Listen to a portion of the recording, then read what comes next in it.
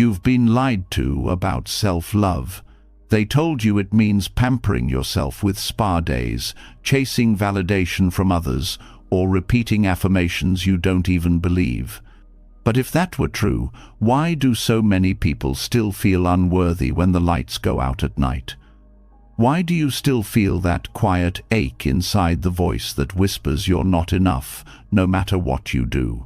The truth is, real self-love isn't about chasing perfection. It isn't about fixing yourself, because you were never broken to begin with.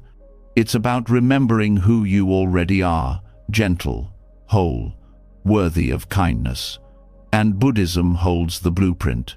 For centuries, monks and teachers have passed down lessons not about escaping life, but about embracing it with compassion, patience, and balance.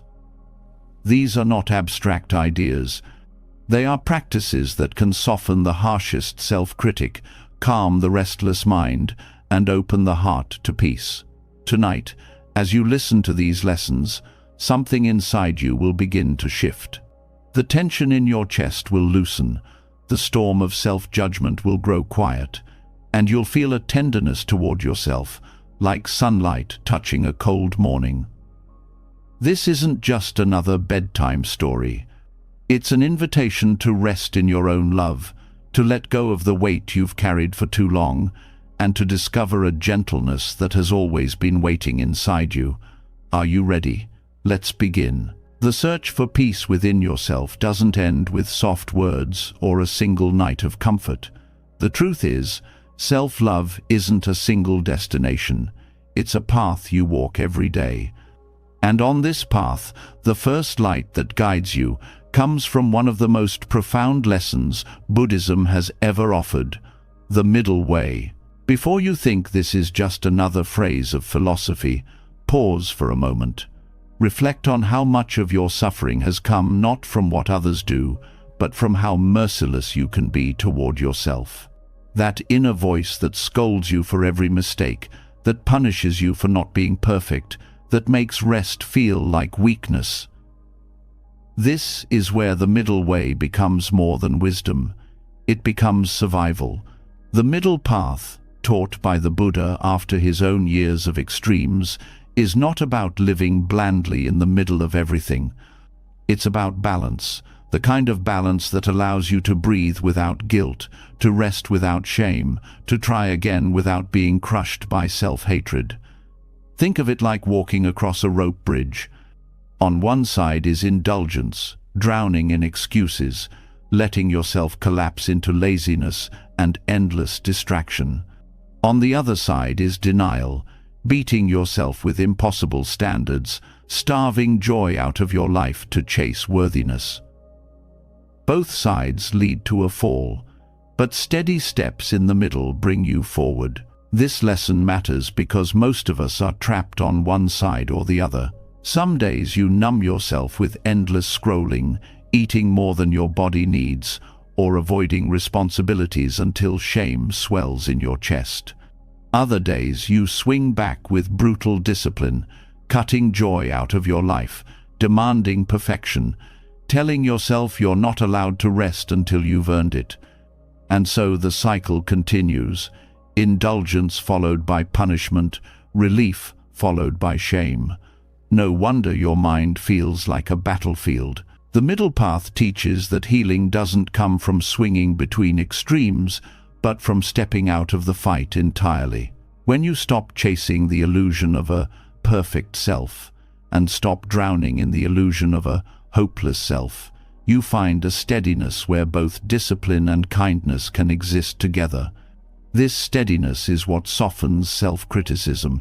It allows you to see that mistakes are not evidence of failure, they are part of being alive. And when you accept that truth, the urge to attack yourself begins to lose its grip. Think about the last time you were harsh with yourself. Maybe you said the wrong thing in a conversation and replayed it in your head for hours. Maybe you failed at a goal, and the only words in your mind were, "I'm useless. I'll never change." That voice feels like truth, but the Buddha would say, it's not truth, it's attachment to an extreme. You're clinging to the idea that worth comes only from flawless action. But if you look through the eyes of the middle path, you'll see that one mistake is not your identity, just as one success is not your essence. You are more than a single action, and you deserve compassion, no matter the outcome. Now let's break this down in practice. When self-criticism arises, the middle path asks you to pause. Don't drown the pain with indulgence. Don't run to distractions that numb the voice for a moment. And don't swing into denial. Don't whip yourself with mental punishment as if cruelty will force change. Instead, ask, what would balance look like right now?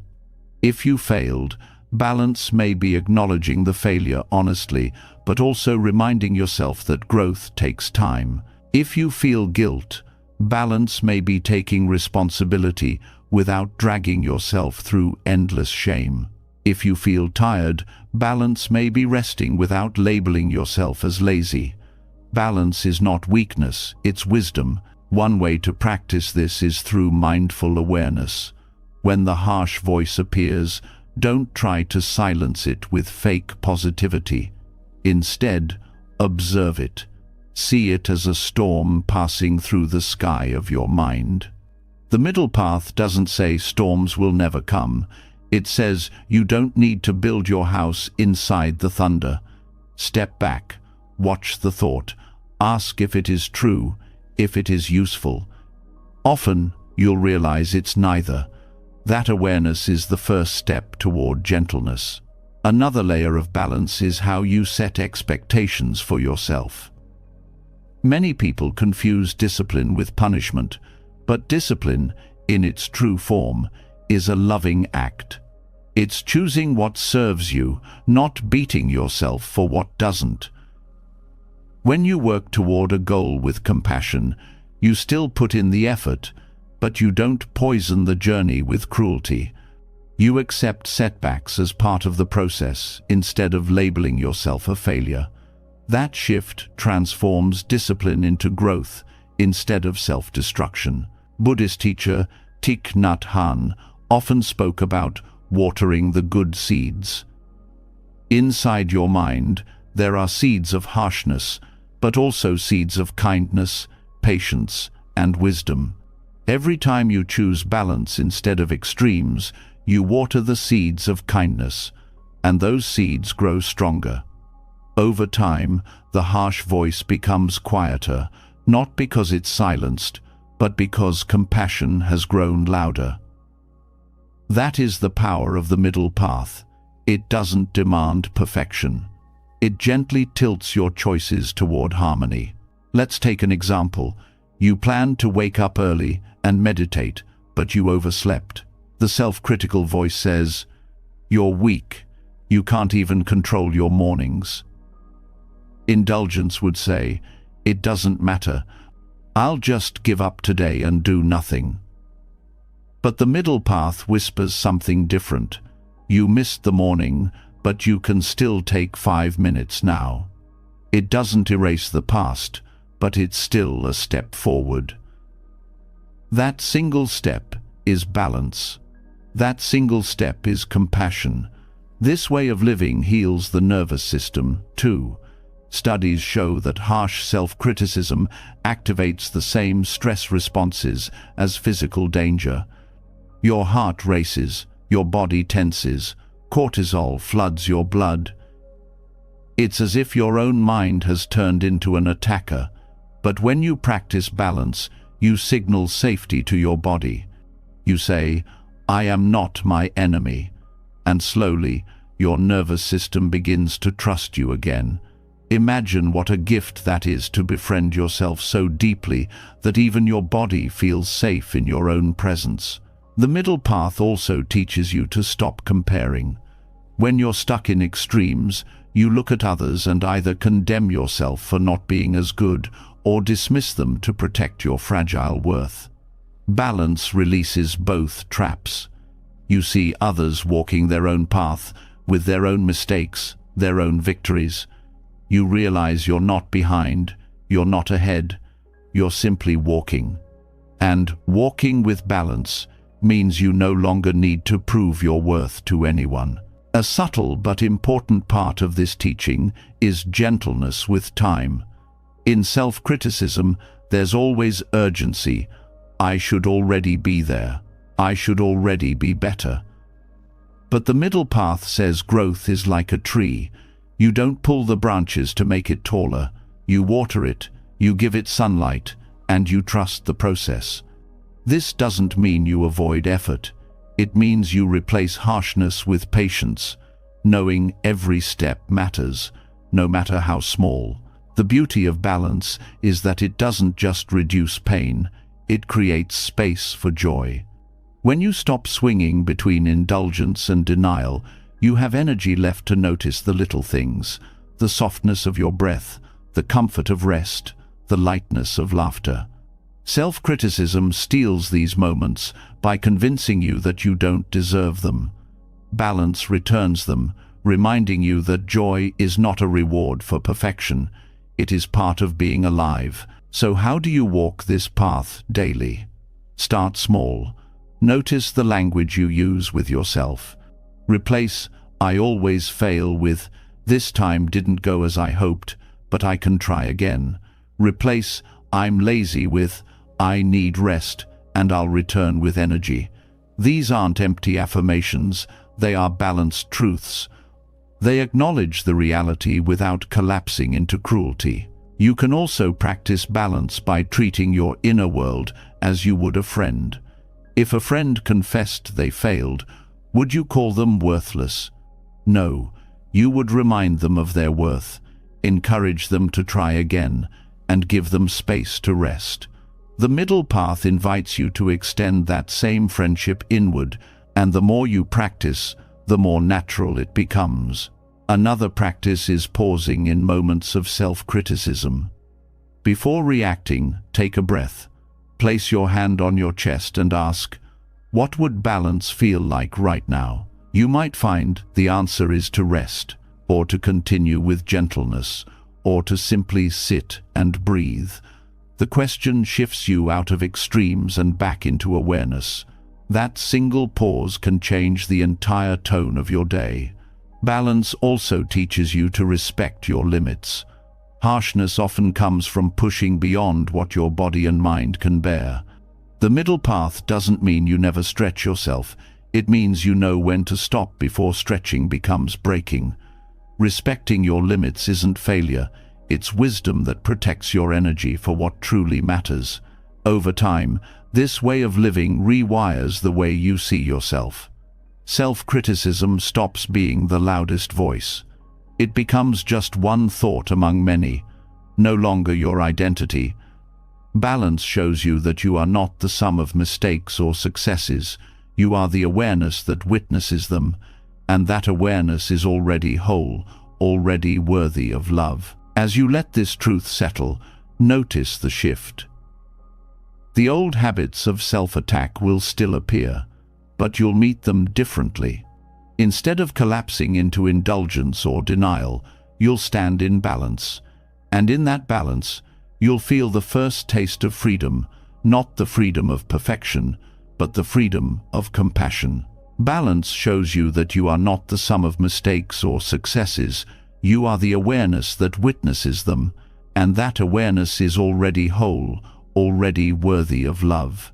But even when we find this balance, the truth is that life still tests us. The harsh voice does not vanish overnight. Flaws still surface, frustrations still rise, and old habits still whisper in moments of weakness. What carries us through these tests is patience, the quiet strength that makes balance sustainable. Without patience, balance collapses under pressure. With patience, every challenge becomes softer, more human, less of an enemy. Patience, or khanti, is one of the 6 perfections in Buddhism.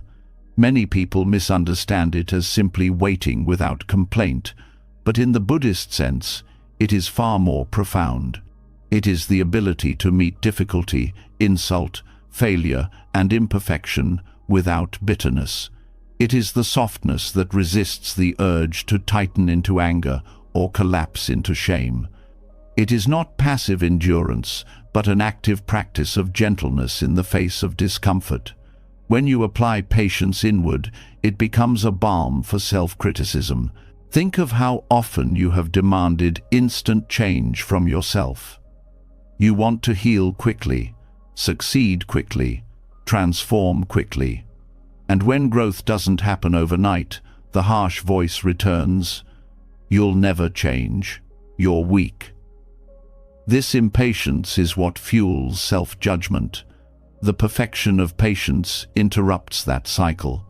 It teaches you to trust the slow unfolding of your own life. A flower does not bloom because you shout at it. It opens when it is ready, and no sooner. The same is true for your healing. Patience toward yourself begins with accepting the pace of growth. Many people look at their struggles and expect a straight line of progress. But the truth is, growth is uneven. Some days you will feel full of clarity, and other days you will feel tangled in old habits. Patience is the wisdom that sees both as part of the journey. Instead of condemning yourself on the hard days, you can say, "This is also part of me learning." That shift changes everything. Instead of spiraling into shame, you allow the struggle to pass without judgment. This form of patience also means learning to stay present with discomfort. Often, the harsh voice arises because we cannot bear the sting of imperfection. The moment we make a mistake, we rush to punish ourselves, as if self-attack will somehow erase the discomfort. But Buddhist patience asks you to sit with that sting, to breathe with it, to let it exist without resistance. When you stop fighting discomfort, you realize it cannot destroy you. The pain of imperfection becomes lighter simply because you stop making war against it. Another dimension of patience is forgiveness of time already lost. Many people attack themselves for not starting sooner, for wasting years in patterns of avoidance or self-sabotage. They say, "If only I had learned earlier, I would be better by now." This is one of the harshest judgments, because it holds you hostage to a past you cannot change. Patience teaches you to release that chain. The past unfolded as it did because that was the only way you could learn. Regret does not speed growth. Gentleness with your timeline does. When you accept that the past is unchangeable, your energy returns to the present, where transformation is still possible.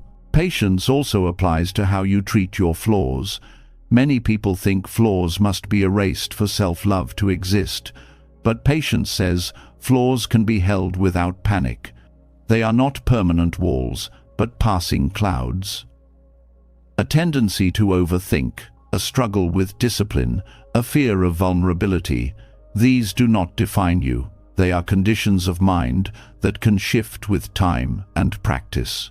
Patience allows you to hold flaws with kindness until they loosen naturally, rather than attacking yourself for not being rid of them instantly. This practice extends even to failure.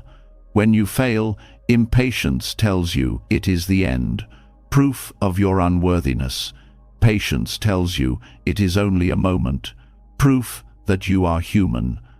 Failure under patience becomes a teacher rather than a sentence. You begin to see that every mistake carries wisdom if you stay long enough to hear it. This does not mean you celebrate failure blindly, but that you refuse to turn it into a weapon against yourself. You say, "This hurts, but it will guide me forward," instead of, "This proves I am broken." Patience also transforms the way you respond to the voice of self-criticism itself.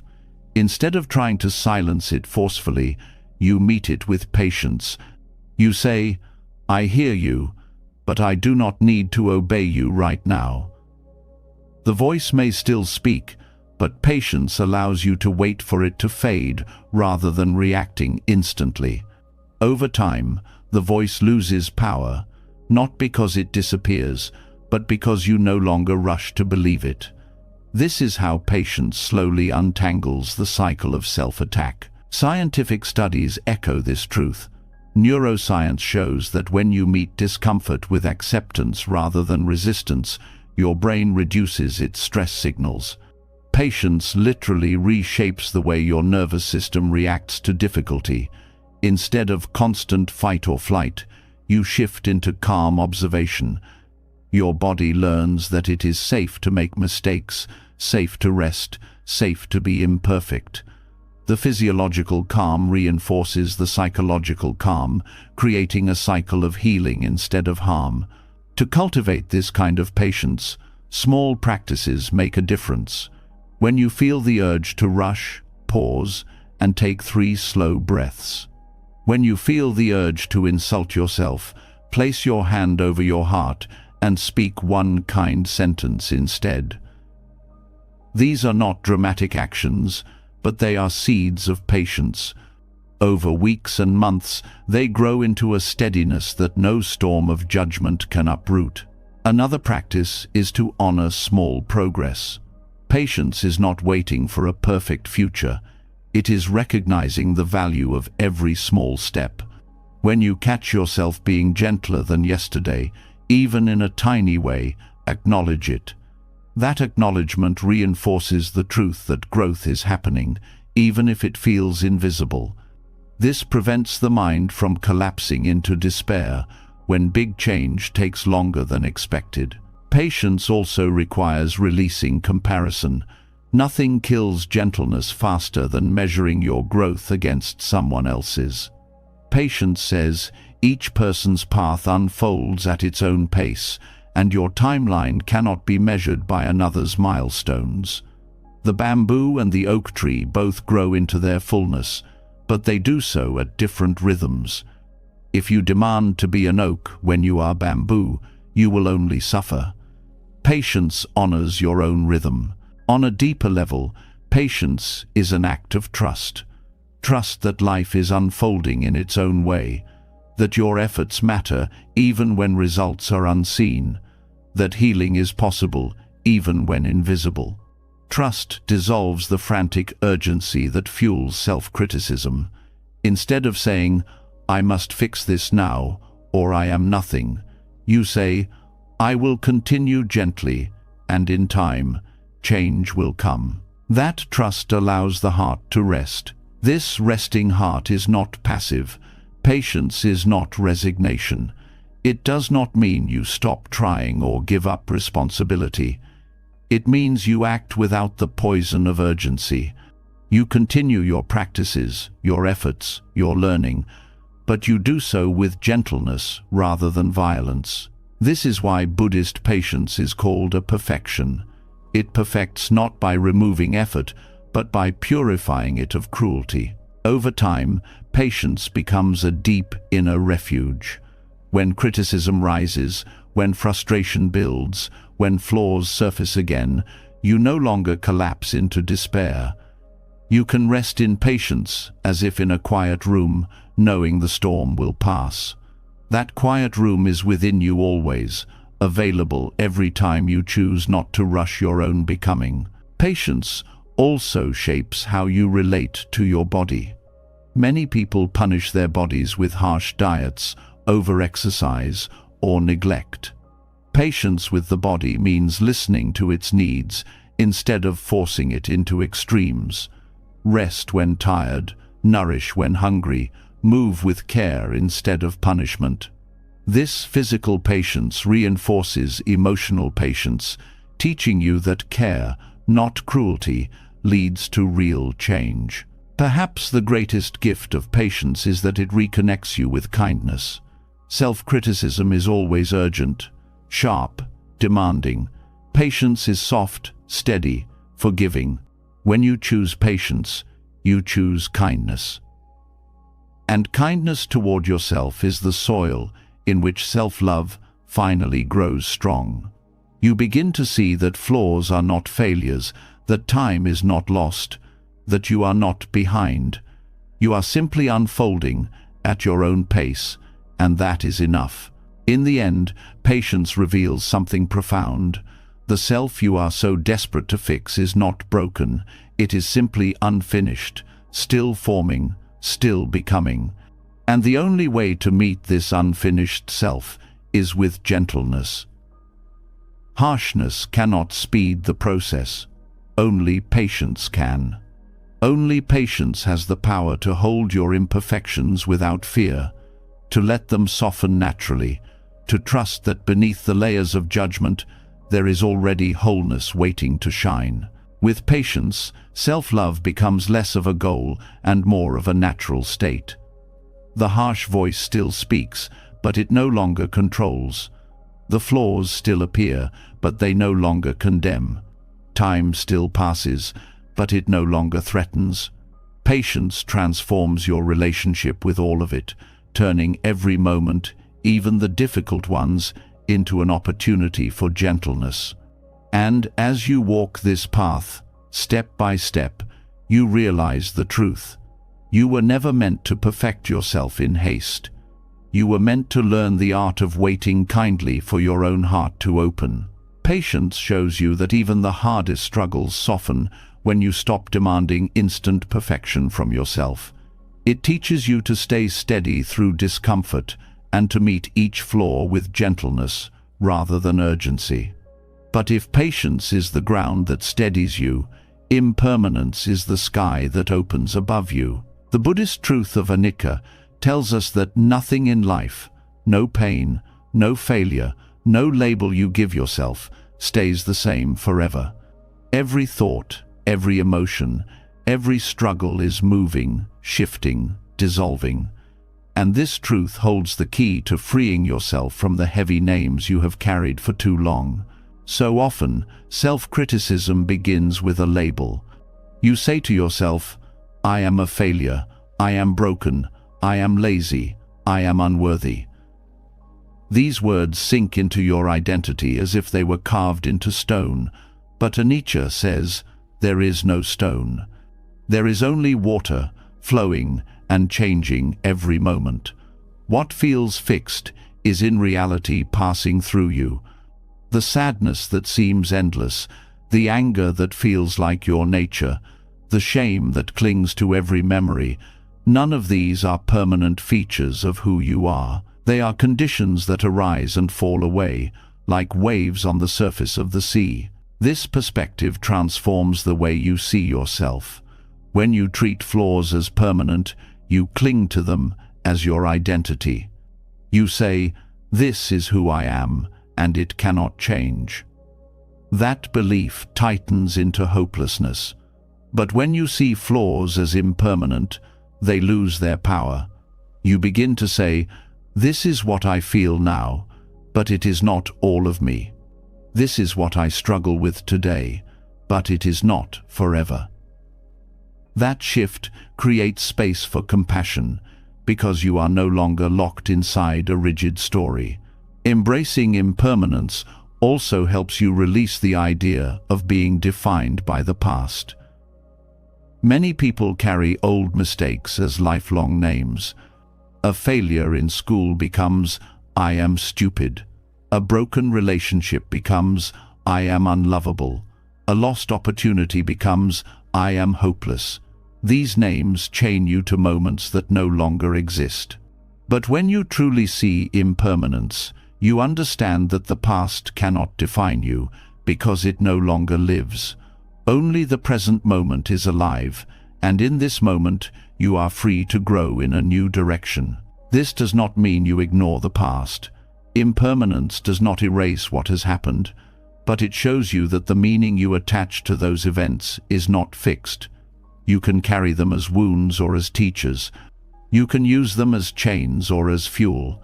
And because meaning itself is impermanent, you are free to choose again in every moment. Impermanence also shifts the way you meet emotions. Most people attack themselves for feeling sadness, anger, fear, or doubt. They say, "Why am I still feeling this? I should be over it." This harshness comes from believing emotions are permanent if they linger. But Anicca teaches that emotions, no matter how heavy, are temporary guests. They may stay longer than you wish, but they do not stay forever. When you hold this truth, you can meet emotions with patience rather than panic. Instead of saying, "I will always feel this way," you say, "This is here now, and it will change."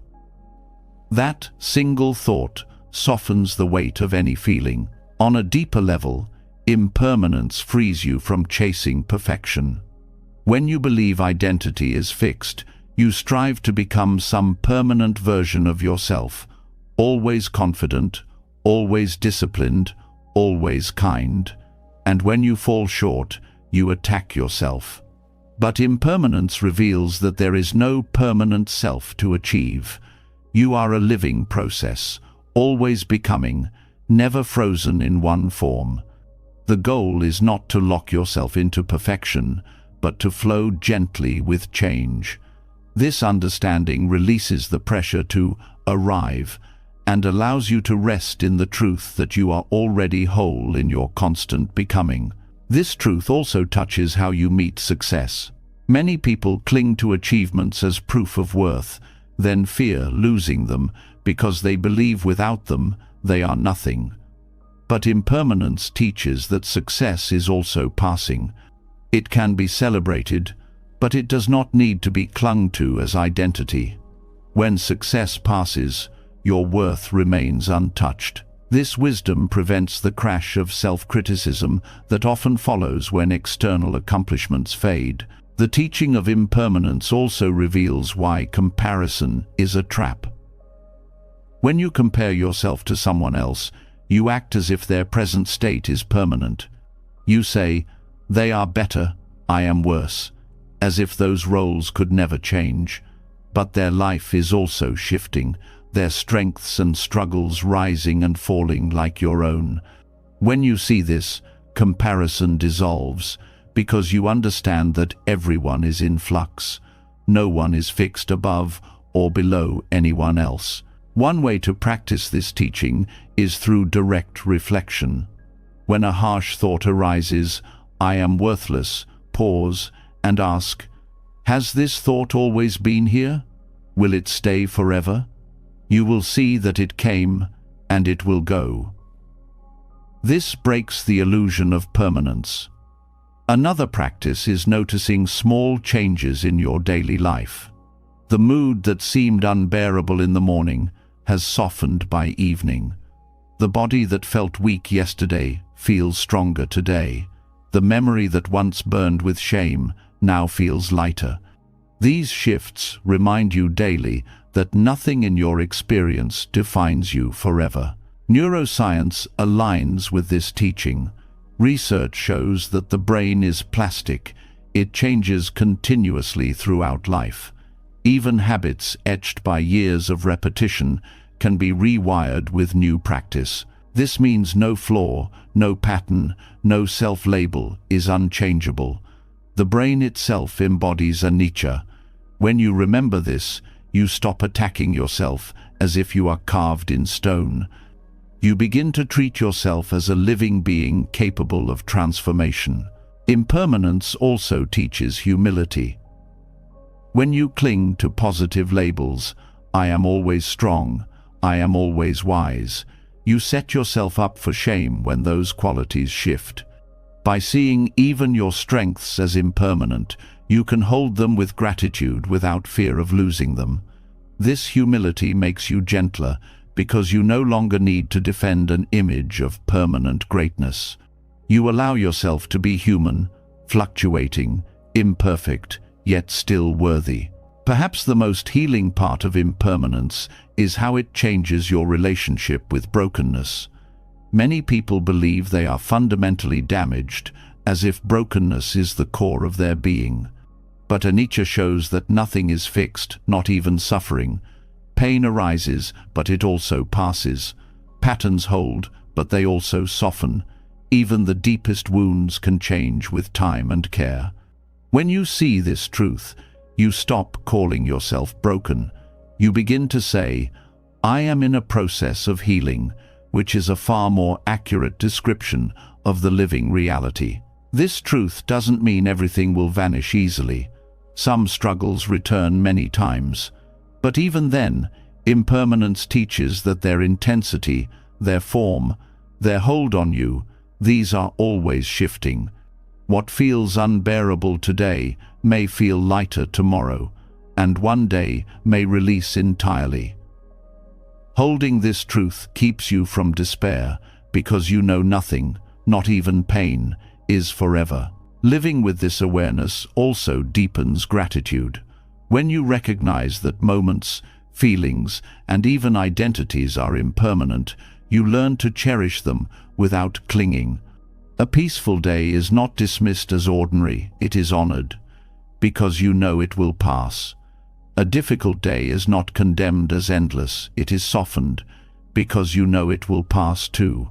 This balanced appreciation turns life itself into a teacher of gentleness. To truly embody impermanence, meditation is a powerful tool. Watching the breath rise and fall, you witness impermanence directly. Each inhale ends, each exhale ends, yet the flow continues. Watching thoughts appear and disappear, you see they cannot be held. This practice teaches you not just to believe in impermanence, but to feel it in your body and mind. With time, the habit of clinging loosens, and the grip of harsh labels weakens. Impermanence also protects you from despair when change feels slow. If you believe flaws are fixed, every setback feels eternal.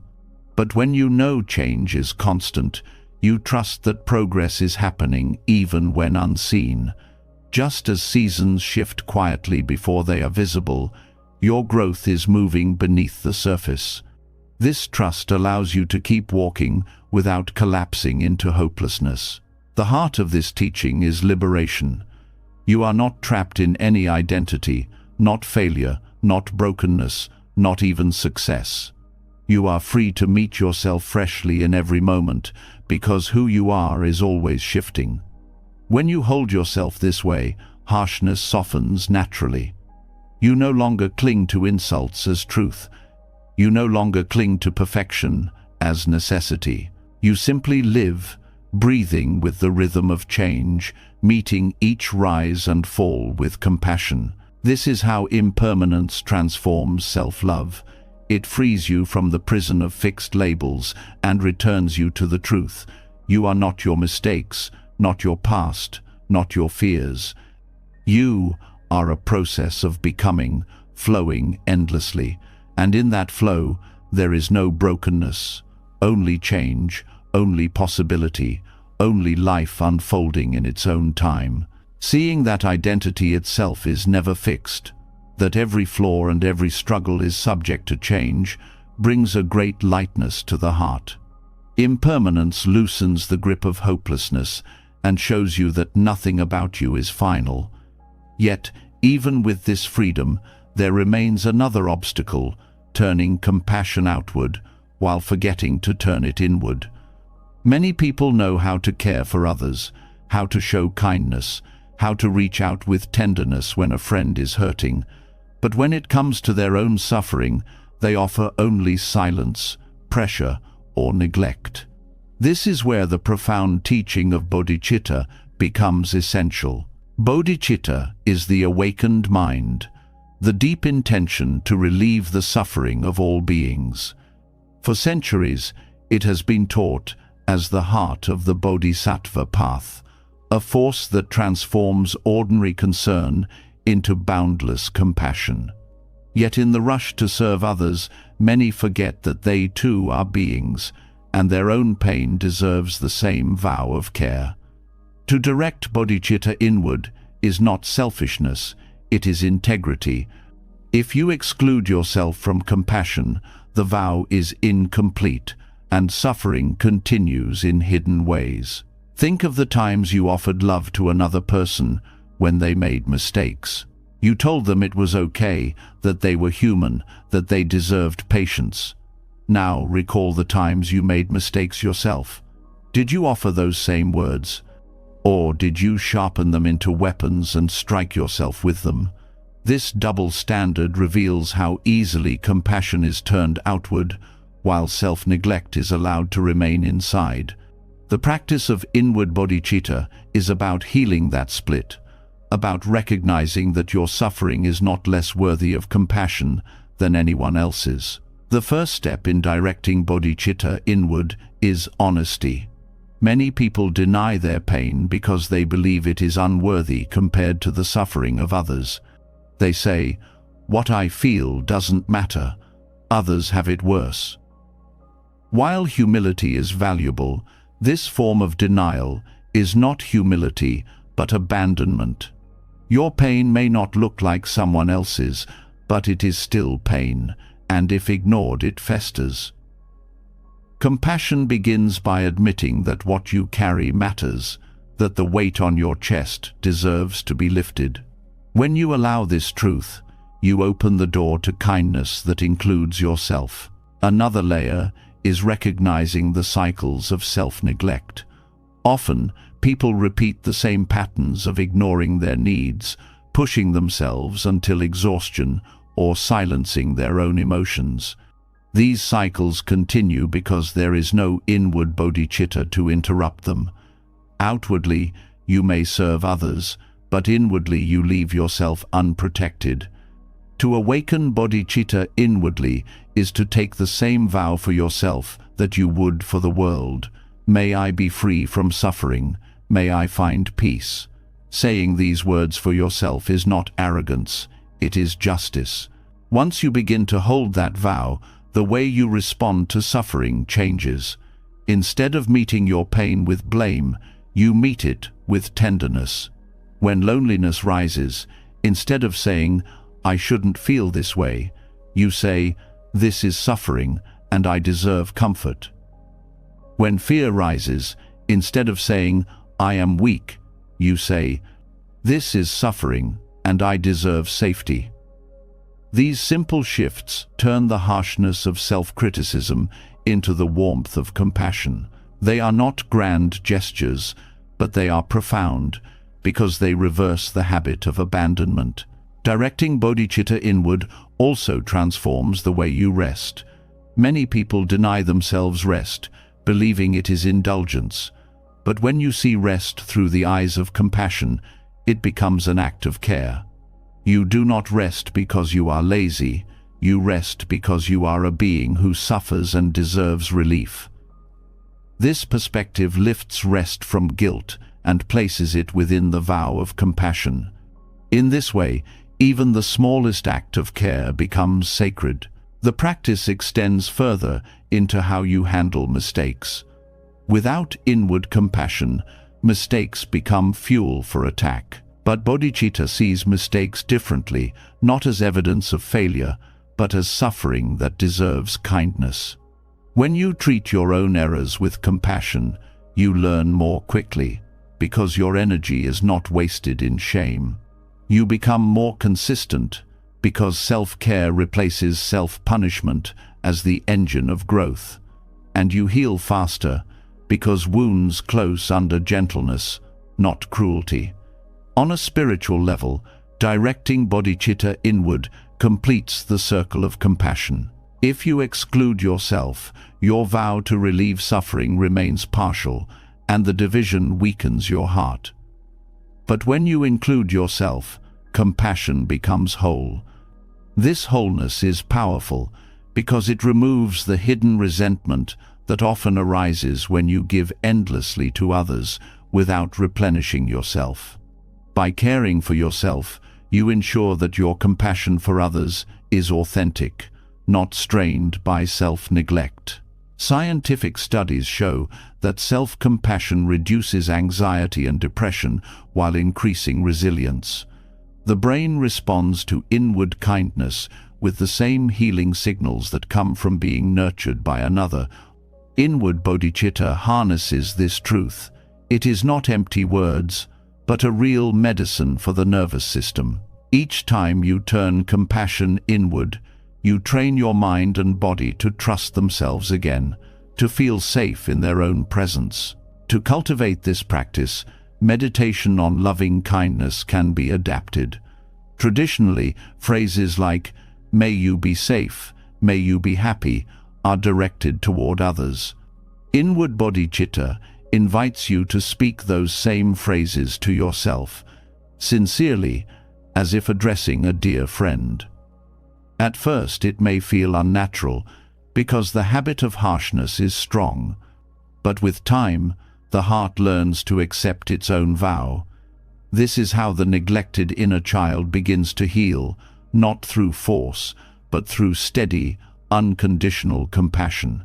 Another practice is journaling with compassion. Instead of recording only goals or complaints, write to yourself as you would to someone you care for deeply. Acknowledge your struggles without judgment. Offer words of support. Remind yourself of your worth.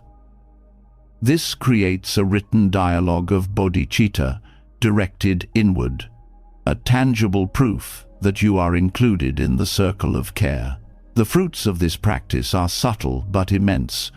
You begin to notice less fear of failure because compassion is waiting no matter the outcome. You notice more willingness to try because you know mistakes will not be punished. You notice greater peace in daily life because suffering is no longer met with silence but with gentle response. These shifts accumulate until one day you realize that you no longer abandon yourself. Perhaps the deepest teaching is this: when you relieve your own suffering with compassion, you do not withdraw from the world, you join it more fully.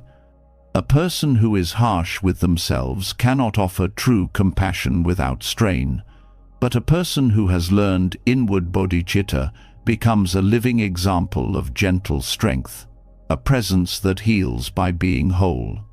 This is why directing bodhicitta inward is not a distraction from the path, but the heart of it.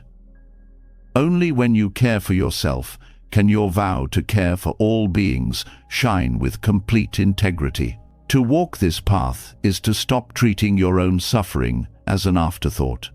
It is to say, with the same sincerity you would say for anyone else, "May I be free." And with those words, repeated daily, you untangle the cycles of neglect, soften the harsh voice, and return home to yourself with kindness that does not waver. This is bodhicitta alive within you, not only for others but for the being you wake up with each day yourself.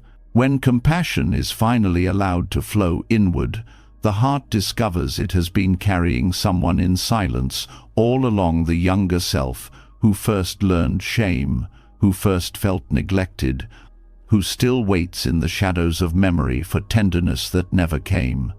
Directing bodhicitta inward opens the door to this forgotten child, but stepping through requires more than good intentions. It calls for a practice structured enough to hold such delicate wounds with care. This is where metta bhavana, the cultivation of loving kindness, becomes a sacred path of healing. Loving kindness is often practiced by extending goodwill toward others, friends, strangers, even enemies. But few realize the deepest transformation occurs when these blessings are directed to oneself, not only the present self, but also the past selves who carry unhealed pain. The inner child, whether seen as literal childhood or the fragile parts of memory, holds experiences that shaped harsh beliefs. I am not enough. I am unwanted. I am broken. These are not truths, but impressions left by moments of hurt. If left untouched, they echo into adulthood as self-criticism and neglect. Metta bhavana offers a way to reach back through time, to cradle those versions of yourself in kindness, and to rewrite the way memory is carried. The first step is acknowledgement. Many people resist looking at the child within because they fear the pain that might rise. They push away the memory of being mocked, abandoned, overlooked, or dismissed. Yet avoidance only strengthens the wound, allowing it to dictate present life in hidden ways. To practice loving kindness toward the inner child, you begin by admitting their existence. You say inwardly, "Yes, you are here. Yes, I see you." This simple recognition dissolves years of silence, because neglect is often more painful than the original hurt. Once acknowledgement opens the door, kindness must follow. In meditation, you visualize that younger version of yourself, perhaps as a small child, perhaps as a teenager, and you send them phrases of love. May you be safe. May you be loved. May you be free from pain. At first, these words may feel mechanical, especially if self-criticism has hardened your heart. But repetition softens resistance. Over time, the younger self begins to receive what was once denied, the steady assurance of care. This practice reshapes the nervous system. Neuroscience shows that the brain does not fully distinguish between present and vividly recalled experiences. When you send loving kindness to your inner child, the brain responds as if kindness were truly being given in that moment of the past. Old memories, once charged with shame, begin to pair with new emotions of safety. This is not erasure, but transformation. The memory remains, but its sting lessens, its grip loosens, because compassion has been woven into its fabric. Metta Bhavana also teaches consistency. Pain from the past is not healed in a single session. Just as a child needs ongoing love, your inner child needs repeated reassurance. Each time you return to the meditation, you lay down another layer of safety. Slowly, the child who once felt abandoned begins to trust that they are no longer alone. This trust changes the present self as well, because the foundation of identity becomes rooted not in neglect but in care. Directing loving kindness to the inner child also changes how you respond to triggers in daily life. Often, anger or fear in adulthood arises from echoes of childhood wounds. A harsh comment from someone today may awaken the memory of being ridiculed years ago. Without awareness, you react as if the old pain is happening again. But when you have practiced Metta Bhavana, you recognize the child behind the reaction. Instead of punishing yourself for being too sensitive or too weak, you pause and offer kindness to that younger self. This breaks the cycle of self-attack and replaces it with healing presence. The practice also brings gentleness to unmet needs. Many adults still carry cravings for validation, security, or affection that were not met in childhood. Without awareness, these cravings can drive harmful behaviors, seeking approval at all costs, overworking to prove worth, numbing loneliness through distractions. Metta Bhavana addresses these needs directly by sending love to the child who first felt deprived. By telling that younger self, "You are enough, you are safe, you are loved," you begin to meet the unmet needs from within, rather than endlessly searching outside. This inner dialogue fosters reconciliation. Often, people hold anger toward their younger selves, blaming them for mistakes or vulnerability. They say, "I was so stupid, I was so weak." But when you practice loving kindness toward that child, you realize they did the best they could with what they had. You see their innocence, their longing to be loved, their confusion in a world that was often harsh. Anger dissolves into empathy, and empathy becomes peace. Metta Bhavana also reveals hidden strengths. When you revisit your younger self with compassion, you see not only their pain, but also their resilience. You notice how they survived circumstances that felt unbearable, how they found small joys despite difficulty, how they carried you to this present moment. This recognition transforms shame into gratitude. Instead of rejecting your younger self, you begin to bow to them with respect, acknowledging their courage. On a spiritual level, directing loving kindness to the inner child heals fragmentation. Many people live divided, rejecting parts of themselves they associate with weakness or shame. but meditation that includes the inner child reunites these divisions. You gather all versions of yourself, past and present, into the circle of compassion. The heart becomes whole, no longer split between acceptance and rejection. This wholeness is the ground of true self-love. To deepen the practice, you can expand the meditation beyond visualization. Place your hand gently over your heart as you speak phrases of loving kindness. This physical gesture anchors the words in the body, sending signals of safety through touch. You may also bring in objects from childhood, a photo, a toy, and place them nearby during meditation. These objects act as bridges, allowing compassion to flow more vividly toward the younger self. Journaling can also support the process. Write letters to your inner child, acknowledging their fears, validating their feelings, offering words of love.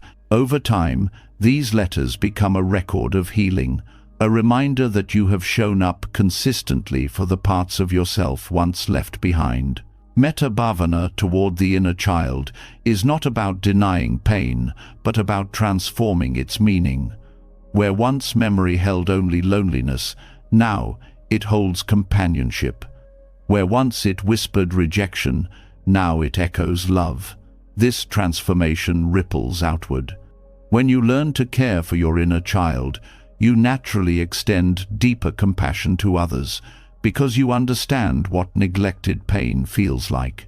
You know how vital kindness is, and you offer it more freely. The greatest gift of this practice is freedom from cycles of self-criticism rooted in childhood wounds. When the inner child feels loved, the adult self no longer needs to prove worth through perfection or deny pain through harshness. The energy once spent on self-attack becomes available for growth, joy, and genuine connection. Life begins to feel less like a battle and more like a gentle unfolding. With time, loving kindness toward the inner child becomes second nature. When difficulty arises, you instinctively turn inward with care rather than cruelty. You recognize that every painful moment is not just an obstacle, but an opportunity to cradle the child within once more. And each time you do, the bond strengthens, the wound softens, and self-love deepens into something unshakable. This is the gift of metta bhavana directed inward, the ability to reach across years of silence, to take the hand of the younger self, and to walk together in kindness. In this union, the cycle of neglect ends. The past is not erased but healed. The present is softened with compassion, and the future is freed from carrying the same old burdens. You no longer live divided against yourself.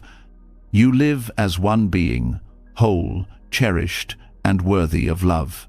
When the inner child is finally met with kindness, the sharp edges of old memories begin to soften. What once felt like proof of brokenness is now held in compassion, and the weight of self-neglect grows lighter. Yet beneath these layers of healing, another challenge lingers silently, the constant pressure to become someone flawless. No matter how much love you offer to past wounds, the present mind often insists that only a perfect self will ever be worthy. This is where the teaching of shunyata, or emptiness, cuts through illusion with liberating clarity. Emptiness does not mean nothingness. It means that all things, including the self you chase, are empty of inherent, fixed existence.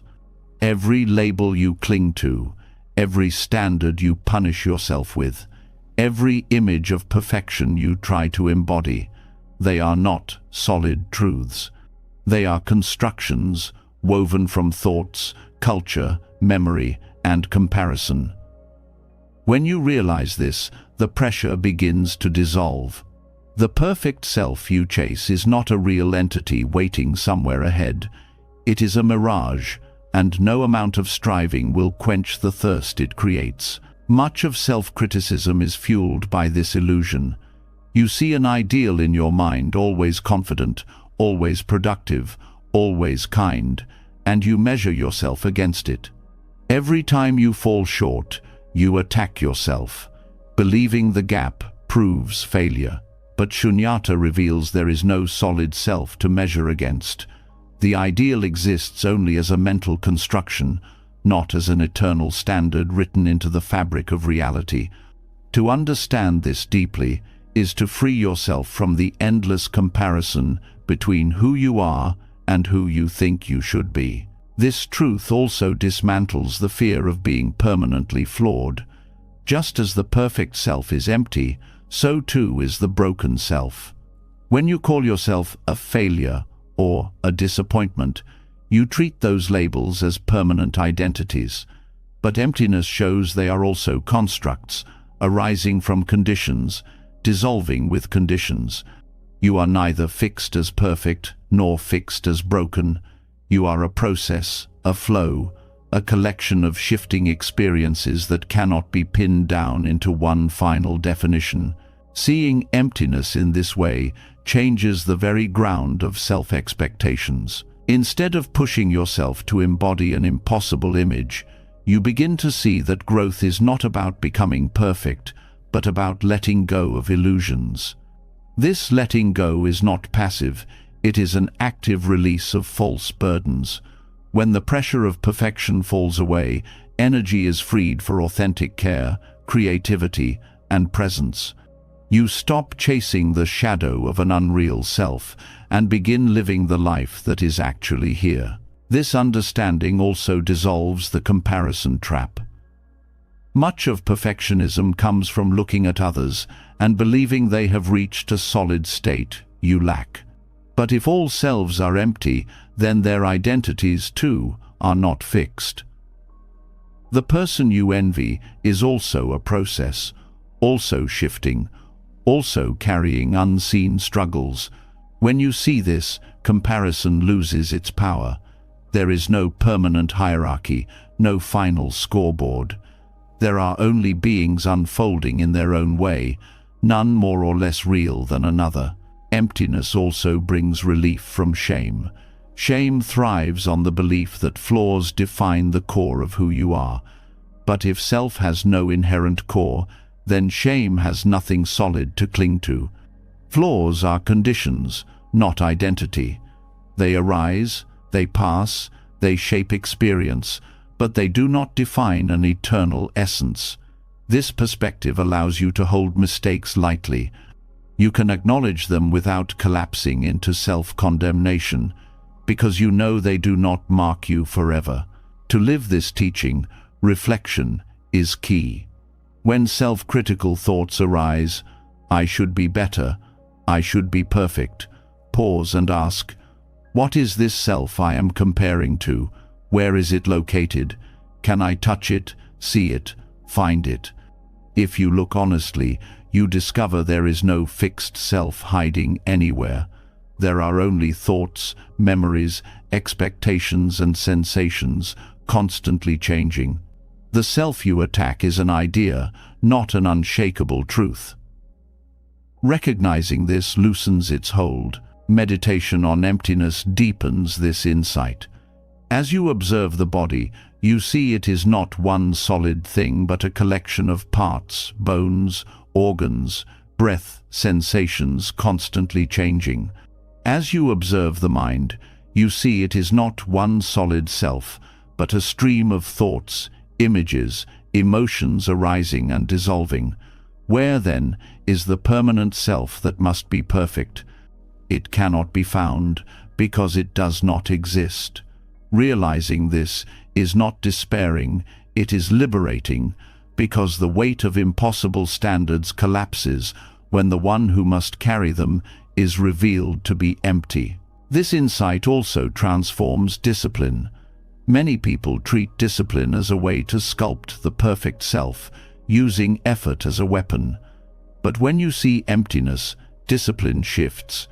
You still practice, still grow, still aim for kindness and clarity, but without the burden of constructing a flawless identity. Effort becomes play rather than punishment, a way to explore possibilities rather than prove worth. This shift makes growth sustainable because it is rooted in curiosity rather than self-attack. Science offers parallels here. Research on self-concept shows that identity is highly fluid, shaped by context, environment, and memory. Who you believe yourself to be changes depending on mood, social setting, even time of day. Modern psychology echoes the Buddhist truth. There is no fixed self. To take yourself as a rigid entity is to fight against the reality of constant change. By accepting fluidity, you align with how the mind and body truly function, which reduces inner conflict. Emptiness also nurtures compassion for others. When you see that your own perfectionism is fueled by chasing illusions, you realize others suffer the same way. The colleague obsessed with success, the friend consumed by self-doubt, the stranger striving for validation, all are caught in the same trap of mistaking illusions for truth. This recognition softens judgment and replaces it with empathy. You see not competitors, not enemies, but fellow beings struggling under the same weight of expectation. Another gift of shunyata is humility. When you believe in a perfect self, you cling to superiority when you succeed and collapse into inferiority when you fail. Emptiness dissolves both extremes. Success is not proof of a solid, superior self. Failure is not proof of a solid, inferior self. Both are conditions arising and passing. This humility steadies the heart, keeping you balanced regardless of outcome. Practicing this truth also reshapes how you set goals. Instead of striving to create a flawless identity, you set goals as temporary steps, useful but not defining. You pursue health, learning, creativity, not because they will make you perfect, but because they bring balance and joy in the present.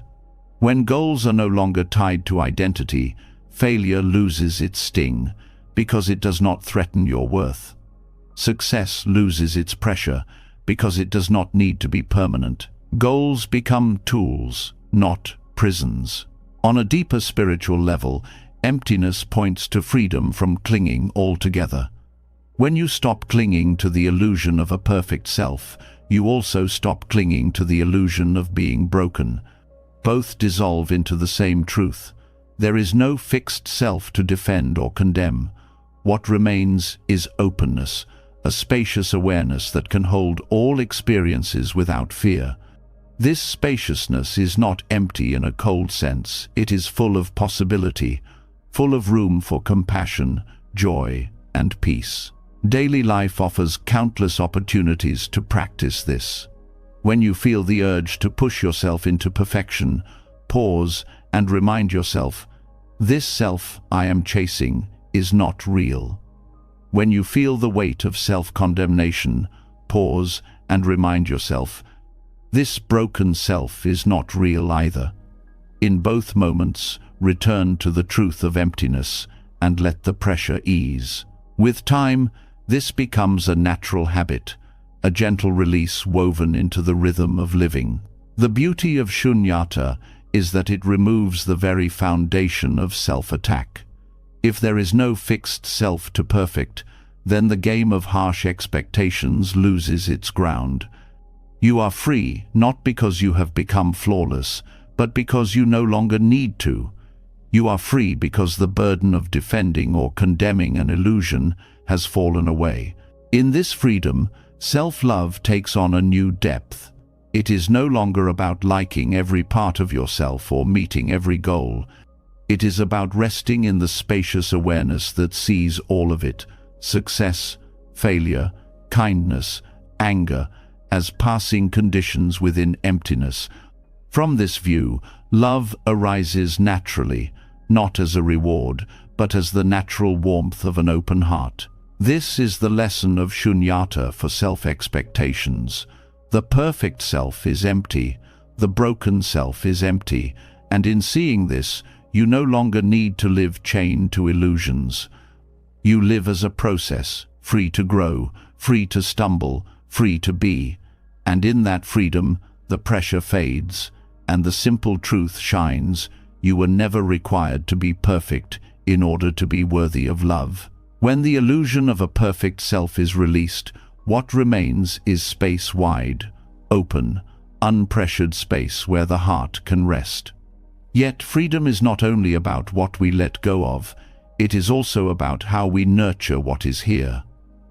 Without the need to prove worth or defend against judgment, the simplest acts take on profound meaning. And among these acts, none is more intimate, more constant, and more available than the breath. To treat breathing not as a background function, but as a daily love letter, is to transform life itself into a practice of self-care. Breath is the one companion that has never abandoned you. It was there at your first cry, and will remain until your last sigh. Yet most of the time, it goes unnoticed, hidden beneath the noise of thought and distraction. When you choose to notice it, to rest with it, to treat it as a gesture of kindness, you begin to reshape your relationship with yourself in a way that no external effort can match. The breath becomes both anchor and message. You are alive, you are worthy, you are cared for.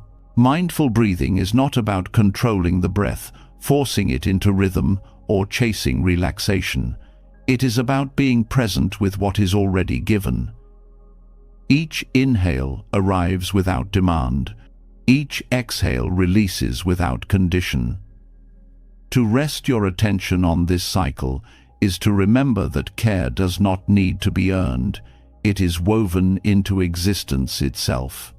Breathing, when seen this way, becomes a constant reminder that you are allowed to be, without striving to be more.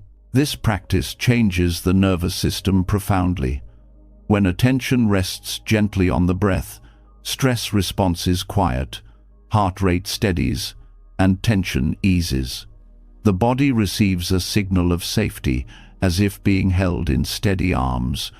For someone who has lived with self-criticism as an inner attacker, this experience is revolutionary.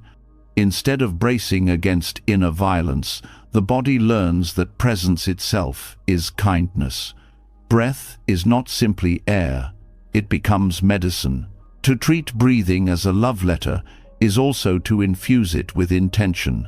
As you inhale, you may silently say, "I welcome care." As you exhale, you may say, "I release harshness."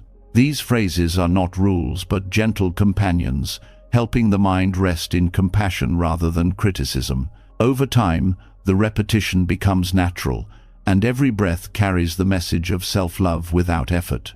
This practice also reconnects you with your body. Many who struggle with self-criticism become estranged from their physical form, treating it as a burden or a battlefield. By resting with the breath, you bridge the gap between mind and body. You feel the chest rising, the air flowing, the belly expanding. This simple noticing restores intimacy with yourself. Instead of living only in thoughts of inadequacy, you return to the living truth. Your body is here, breathing, keeping you alive, deserving of gratitude. Mindful breathing also reveals impermanence in a gentle way. Each inhale arises, each exhale passes, none can be held. To witness this flow daily is to internalize the lesson that nothing stays fixed, not breath, not thought, not pain.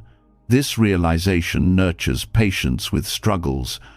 Just as you trust that an exhale will follow every inhale, you begin to trust that moments of suffering will also pass. Breath becomes a teacher of endurance and hope. Another layer of this practice is its accessibility. Unlike formal rituals or complex philosophies, breath is always available.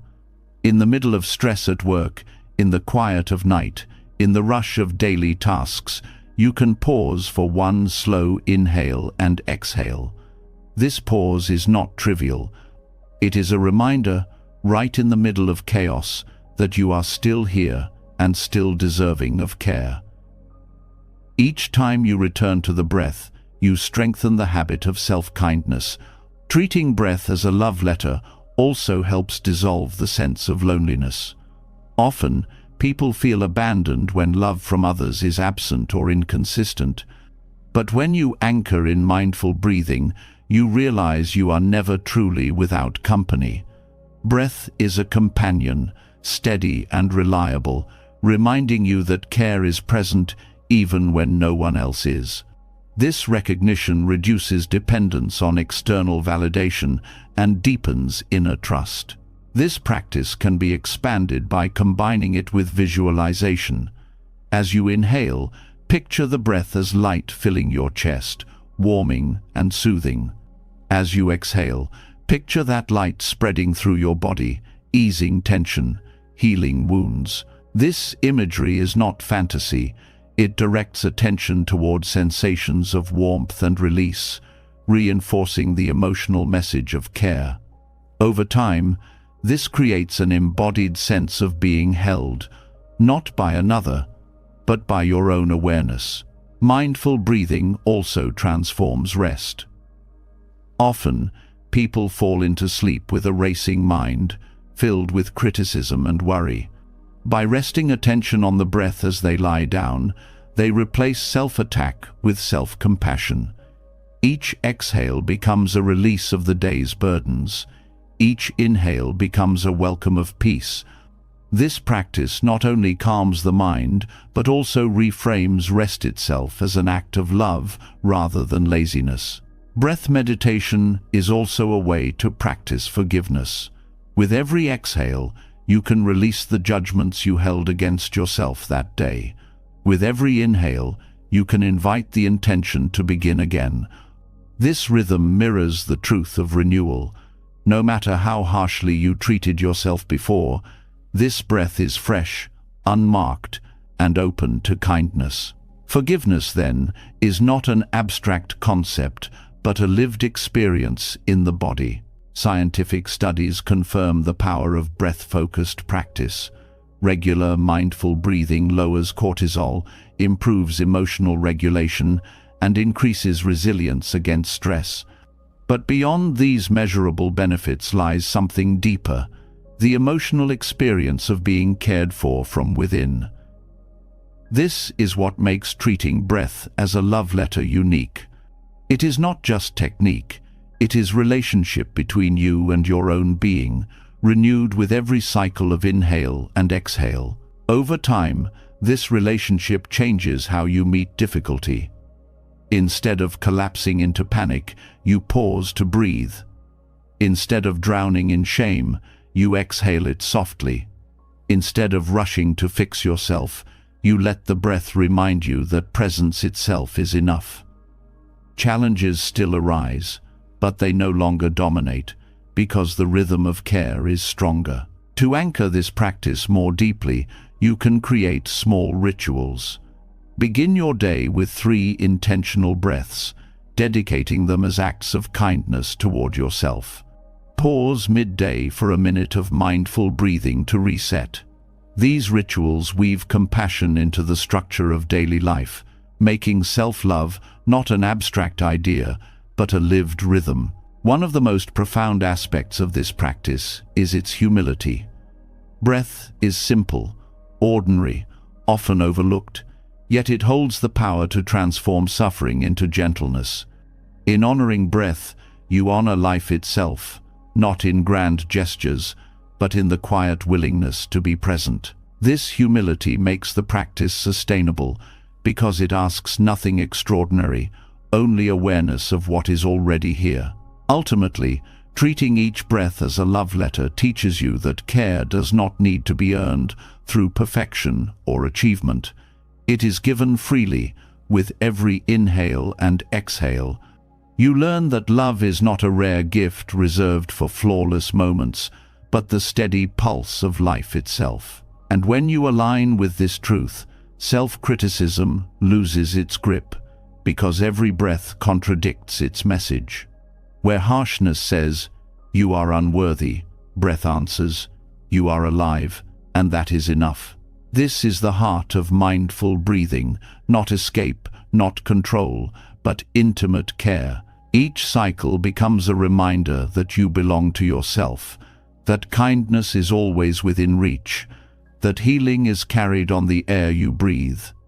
To live this way is to transform the ordinary into the sacred, to turn the rhythm of breath into the rhythm of self-love.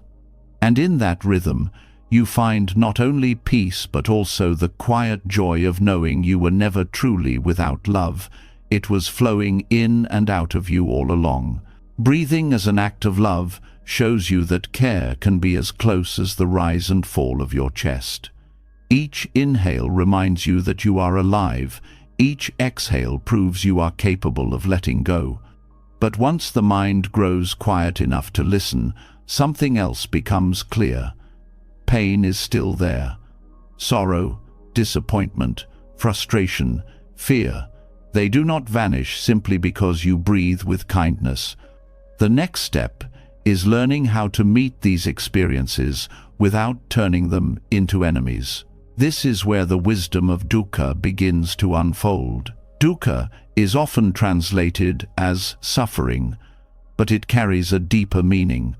It points to the unsatisfactory nature of life, the friction that arises when things do not go as we expect, the ache of impermanence, the sting of unmet desires. Most people resist this truth. They fight pain, deny discomfort, or treat suffering as proof that something is wrong with them. But Buddhism teaches a different view. Dukkha is not a punishment. It is a teacher. If you learn to listen, it shows you the way to heal. The mistake many make is to see suffering only as an obstacle to happiness. When things fall apart, the first instinct is often blaming yourself, blaming others, blaming life. Yet blame never heals. It only tightens the wound. When you begin to see dukkha as a messenger instead of an enemy, you shift from resistance to curiosity. You ask, "What is this pain trying to tell me?" That single question turns suffering from a wall into a doorway. One of the first lessons dukkha offers is humility.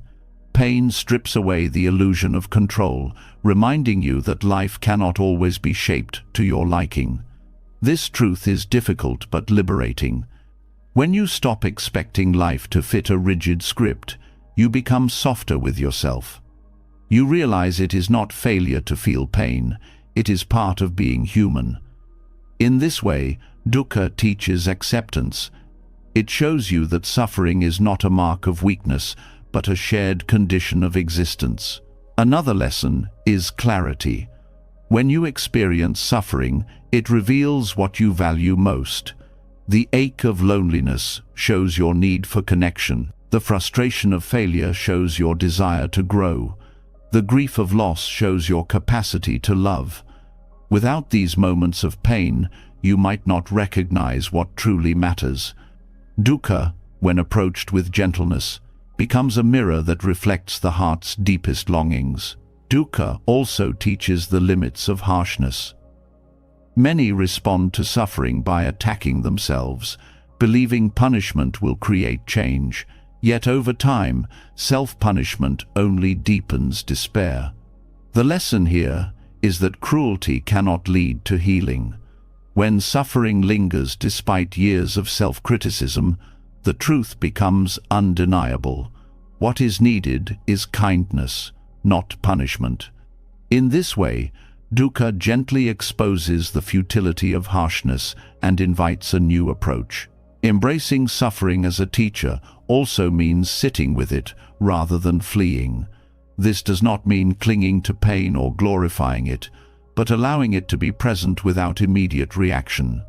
When you sit quietly with discomfort, you notice its texture, its rise and fall, its impermanence. You see that even the sharpest ache changes moment to moment. This observation dissolves the belief that suffering is eternal. It becomes another experience, moving through you rather than defining you. The practice of mindfulness supports this shift. Instead of drowning in the story around suffering, "This always happens to me, I'll never be okay," you return to direct experience. You notice the tightness in the chest, the heat in the face, the heaviness in the limbs. By observing without judgment, you step out of the spiral of blame and into the reality of sensation. This perspective reveals that pain is not as solid as it feels. It is a process that can be witnessed and understood. On a practical level, dukkha teaches balance. Suffering often signals where balance has been lost. Exhaustion reveals overwork. Conflict reveals disconnection. Anxiety reveals unmet needs for safety. If you treat these signals as enemies, you miss the chance to restore harmony. But if you listen, suffering becomes guidance. It points you toward the areas of life that need care. This way, even discomfort becomes a path to gentleness. Scientific understanding aligns with this teaching. Psychology shows that avoidance of pain strengthens it, while acceptance reduces its hold. When you resist suffering, stress increases, and the mind becomes trapped in fear. But when you turn toward suffering with openness, the brain processes it more effectively, and resilience grows. What Buddhism called the wisdom of dukkha centuries ago, science now affirms. Pain loses power when it is met with awareness and compassion. Another valuable lesson from dukkha is empathy. When you truly face your own suffering, you begin to recognize it in others. Instead of judgment, you feel kinship. You see that everyone carries burdens, even if they are hidden. This recognition makes you gentler, less quick to condemn, more willing to extend kindness. Suffering, when embraced as teacher, becomes a bridge of connection. Dukkha also teaches impermanence more directly than any philosophy could. The grief that feels unbearable eventually shifts. The failure that seems final eventually fades. The fear that grips you eventually loosens. Each experience of suffering carries within it the lesson that nothing lasts. By witnessing this truth repeatedly, you develop patience. You no longer rush to escape pain because you trust it will move on its own. Yet another lesson is resilience. Each time you survive suffering, you prove your strength. This does not mean you seek pain, but that you honor your endurance. Instead of labeling yourself as broken, you begin to see yourself as capable of rising again. Resilience is not about never falling, but about discovering that falling does not end you. Dukkha, paradoxically, is the teacher of strength. To integrate these lessons, practical exercises help. When suffering arises, pause and name it gently. This is grief. This is fear. This is anger. Naming shifts the mind from identification to observation. Next, ask what the suffering is pointing to. What does this reveal about my needs, my values, my heart? Finally, offer compassion. May I hold this with kindness? May I learn from this? This three-step process turns dukkha into a teacher rather than a tyrant. Over time, this practice changes your relationship with life itself. Instead of fearing suffering as proof of failure, you meet it as part of the path. You no longer need to run from discomfort or drown in self-blame. You see suffering as a visitor, bringing messages of humility, clarity, empathy, balance, and resilience. With this perspective, life feels less like a battle and more like a classroom of the heart. Ultimately, the greatest lesson dukkha teaches is love. Not the sentimental love of fleeting comfort, but the grounded love that arises when you refuse to abandon yourself in pain. When you hold your suffering with gentleness, you prove to yourself that you are worthy of care, even in the darkest moments. This truth changes everything, because once you learn to love yourself in suffering, you are no longer afraid of it, and without fear, you are free to live fully, to open your heart, and to walk gently on the path of self-love. Learning to sit with suffering without making it an enemy teaches you that pain does not diminish your worth. It guides you back to yourself with deeper wisdom.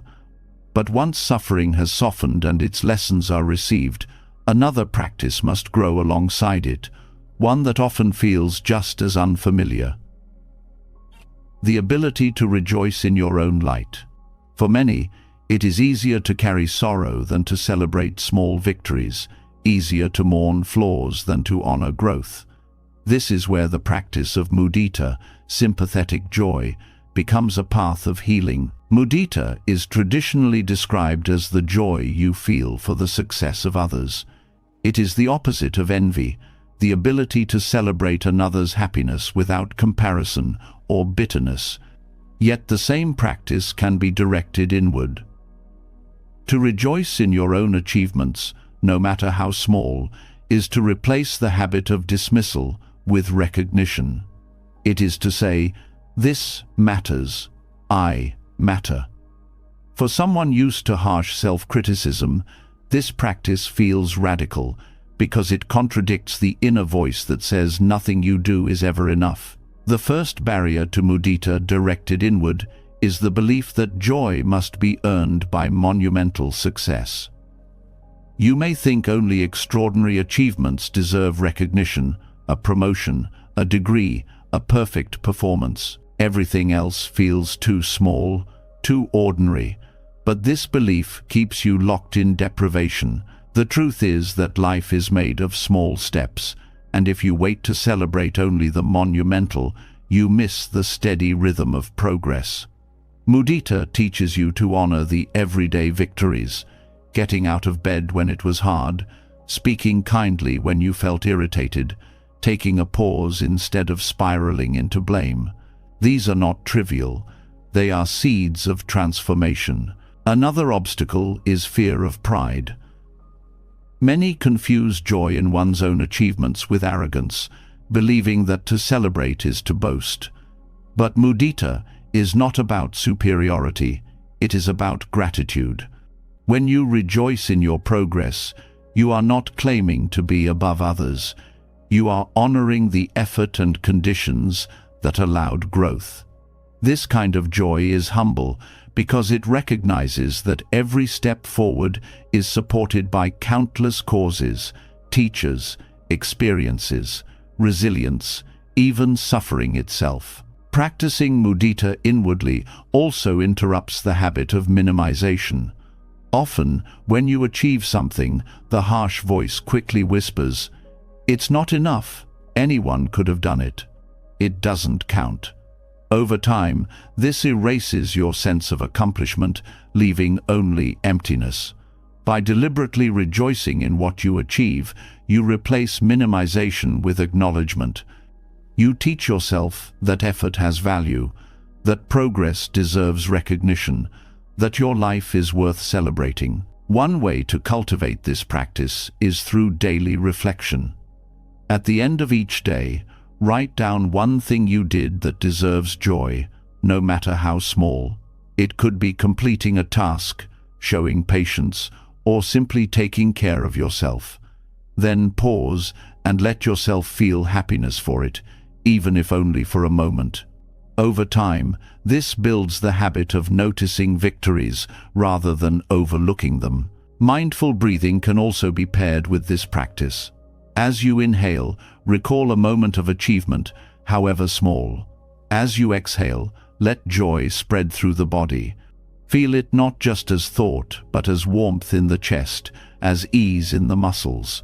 This anchors mudita as an embodied experience rather than a fleeting idea.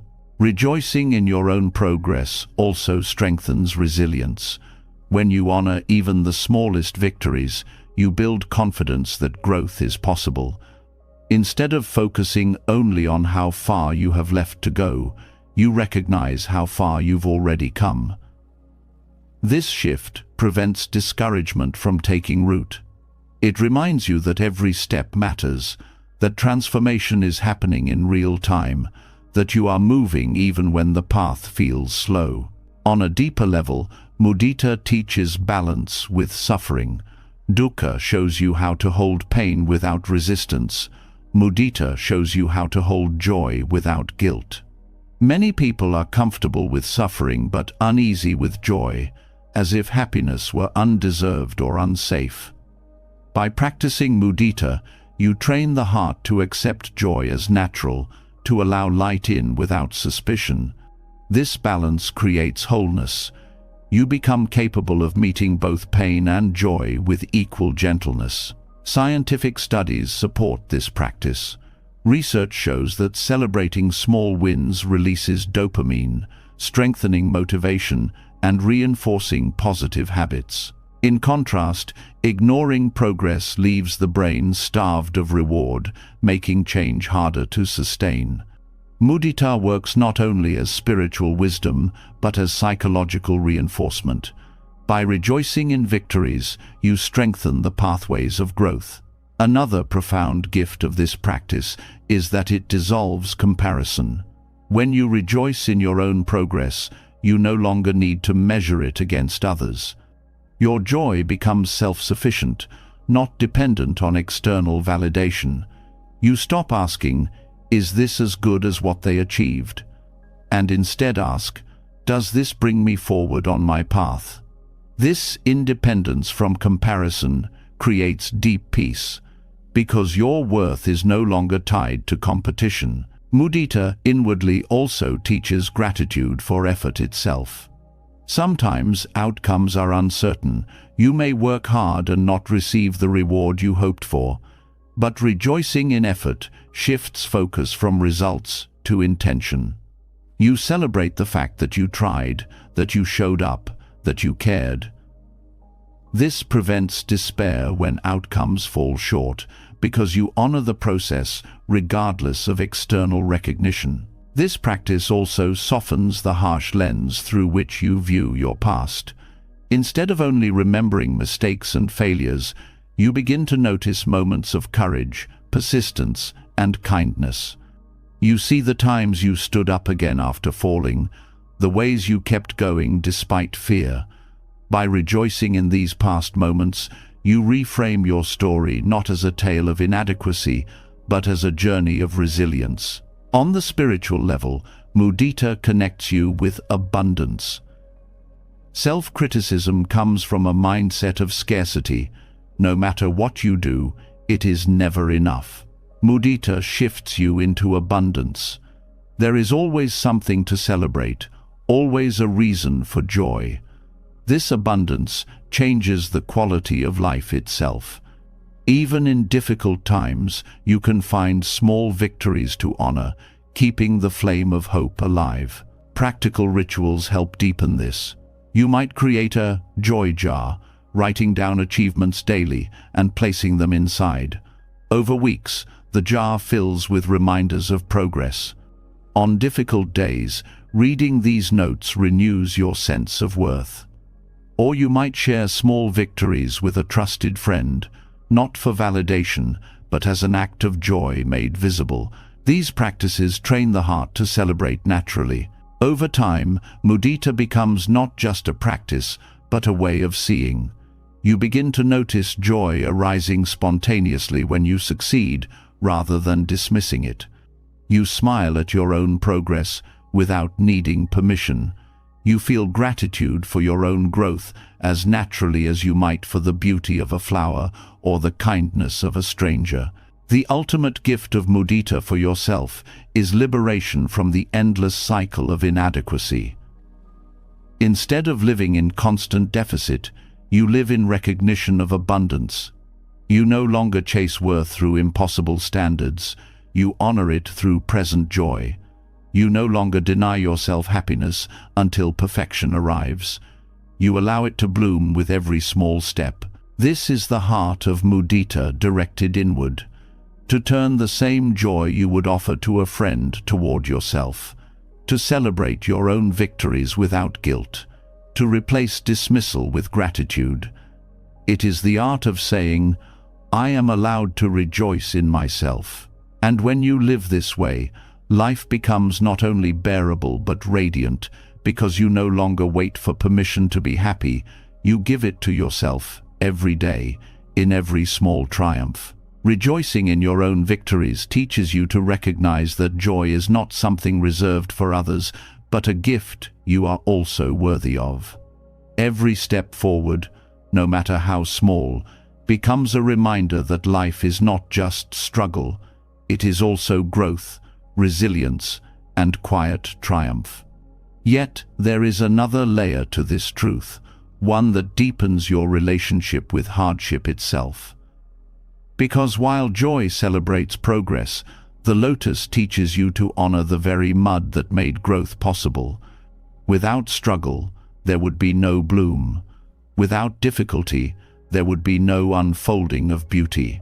The lotus is one of Buddhism's most powerful symbols because it rises from the darkest, murkiest water and blossoms in pure radiance. It does not grow in polished gardens but in mud, and it is precisely that mud which nourishes it. This symbol is not abstract poetry, it is an allegory for the human heart. The struggles, wounds, and disappointments you wish you could erase are often the very conditions that shape your wisdom, resilience, and capacity for compassion. To reject your hardships is to reject the soil that allowed your strengths to grow. Loving yourself fully means learning to love not only your victories, but also the struggles that gave them shape. Many people want to bloom without mud, to become radiant without acknowledging what they endured. But the lotus shows that beauty and hardship are inseparable. The petals carry the story of the mud, just as your kindness may carry the story of past pain. To embrace this is to stop treating your struggles as shameful scars and start honoring them as the ground of your becoming. This teaching is especially healing for self-criticism. Often, when people look at their past, they see only mistakes, failures, or traumas, and they condemn themselves for them. They wish they had been stronger, wiser, more disciplined. But the lotus reveals another perspective. Those very struggles are what created the depth of your heart. If you feel empathy today, it is often because you once knew loneliness. If you value patience now, it may be because you once felt the sting of frustration. Struggle shapes virtues. Instead of punishing yourself for the mud, you can thank it for the bloom. There is also a lesson in how the lotus grows. It does not bloom overnight.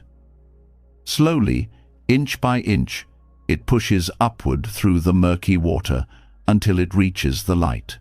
In the same way, your struggles are not transformed instantly into wisdom. The process takes time. Patience is part of the journey. Each difficult experience is not the end of the story, but part of the gradual rise. By honoring this process, you release the demand for immediate transformation and allow growth to unfold naturally. Another dimension of the lotus teaching is resilience. The flower does not resist the mud or curse the water. It uses what is there to rise. Similarly, your hardships do not need to be rejected for you to heal. They can be transformed into fuel. Pain becomes insight. Failure becomes resilience. Loneliness becomes compassion. When you see this, you stop resenting your struggles and begin to view them as teachers that strengthen the roots of your being. On a personal level, embracing the lotus within yourself means re-evaluating the stories you tell about your life. Instead of saying, "I am broken because of what I went through," you begin to say, "I am strong because I rose from it." Instead of hiding your scars, you see them as part of your bloom. This shift changes self-identity. You no longer define yourself by the mud alone, nor by the bloom alone, but by the sacred relationship between them. This teaching also applies to moments of ongoing struggle. When you are still in the mud, it may feel impossible to see beauty, But the lotus reminds you that the mud is not wasted. Even when you cannot yet see the bloom, growth is happening beneath the surface. Trusting this truth gives you courage. It tells you that hardship is not meaningless, that even now, unseen, your petals are forming. Science echoes this wisdom. Research on post-traumatic growth shows that people often develop greater resilience, deeper empathy, and stronger values after hardship. While suffering is painful, it can also lead to transformation. The lotus is a living metaphor for this truth. What seems like darkness can give rise to light. Your pain is not evidence of failure, it is evidence of your humanity, and it carries the potential to shape profound strength. This perspective also transforms how you view others. When you understand that everyone has their own mud, you stop comparing your life to polished surfaces. You recognize that behind every bloom is unseen struggle. This softens envy and fosters compassion. You stop asking, "Why did I suffer while they did not?" and start seeing that everyone's petals are nourished by their own hidden mud. Practical reflection deepens this lesson. Take time to list qualities you value in yourself today: patience, empathy, determination, and trace them back to the struggles that shaped them. You will begin to see how mud and bloom are inseparable. Each difficulty gave rise to something valuable. This exercise shifts your relationship with the past, replacing shame with gratitude. Meditation can also embody this teaching. Visualize yourself as a lotus in muddy water. With each breath, feel the roots grounded in the mud, drawing nourishment. With each inhale, sense yourself rising through the water. With each exhale, feel the petals opening toward the light. This practice creates a lived sense of transformation, reminding you that your struggles are not stains, but soil. Another way to practice is through storytelling. Instead of hiding your hardships, share them in a way that honors growth. Speak not only of pain, but of what it taught you, how it shaped you. This does not glorify suffering, but acknowledges its role in your journey. By reframing your story, you integrate struggle into identity with dignity rather than shame. Ultimately, the lotus teaches love for the whole of yourself, not just the polished parts you want the world to see, but also the muddy roots and the murky waters you'd rather forget. To love yourself is to embrace every layer, the pain, the mistakes, the resilience, the bloom. When you hold all of it with tenderness, you discover a beauty far deeper than perfection. You discover the beauty of wholeness. This is the meaning of the lotus within your own heart, that the mud was never a curse but a gift, that the water was never an enemy but a cradle, and that every struggle you faced was part of the unfolding of your bloom. When you see this, you stop hiding from your past, stop punishing yourself for your scars, and begin to live with the quiet pride of a flower that rose from the depths to meet the light. The lotus shows that your beauty is inseparable from the mud that shaped you, that your struggles are not blemishes, but the very ground of your blooming.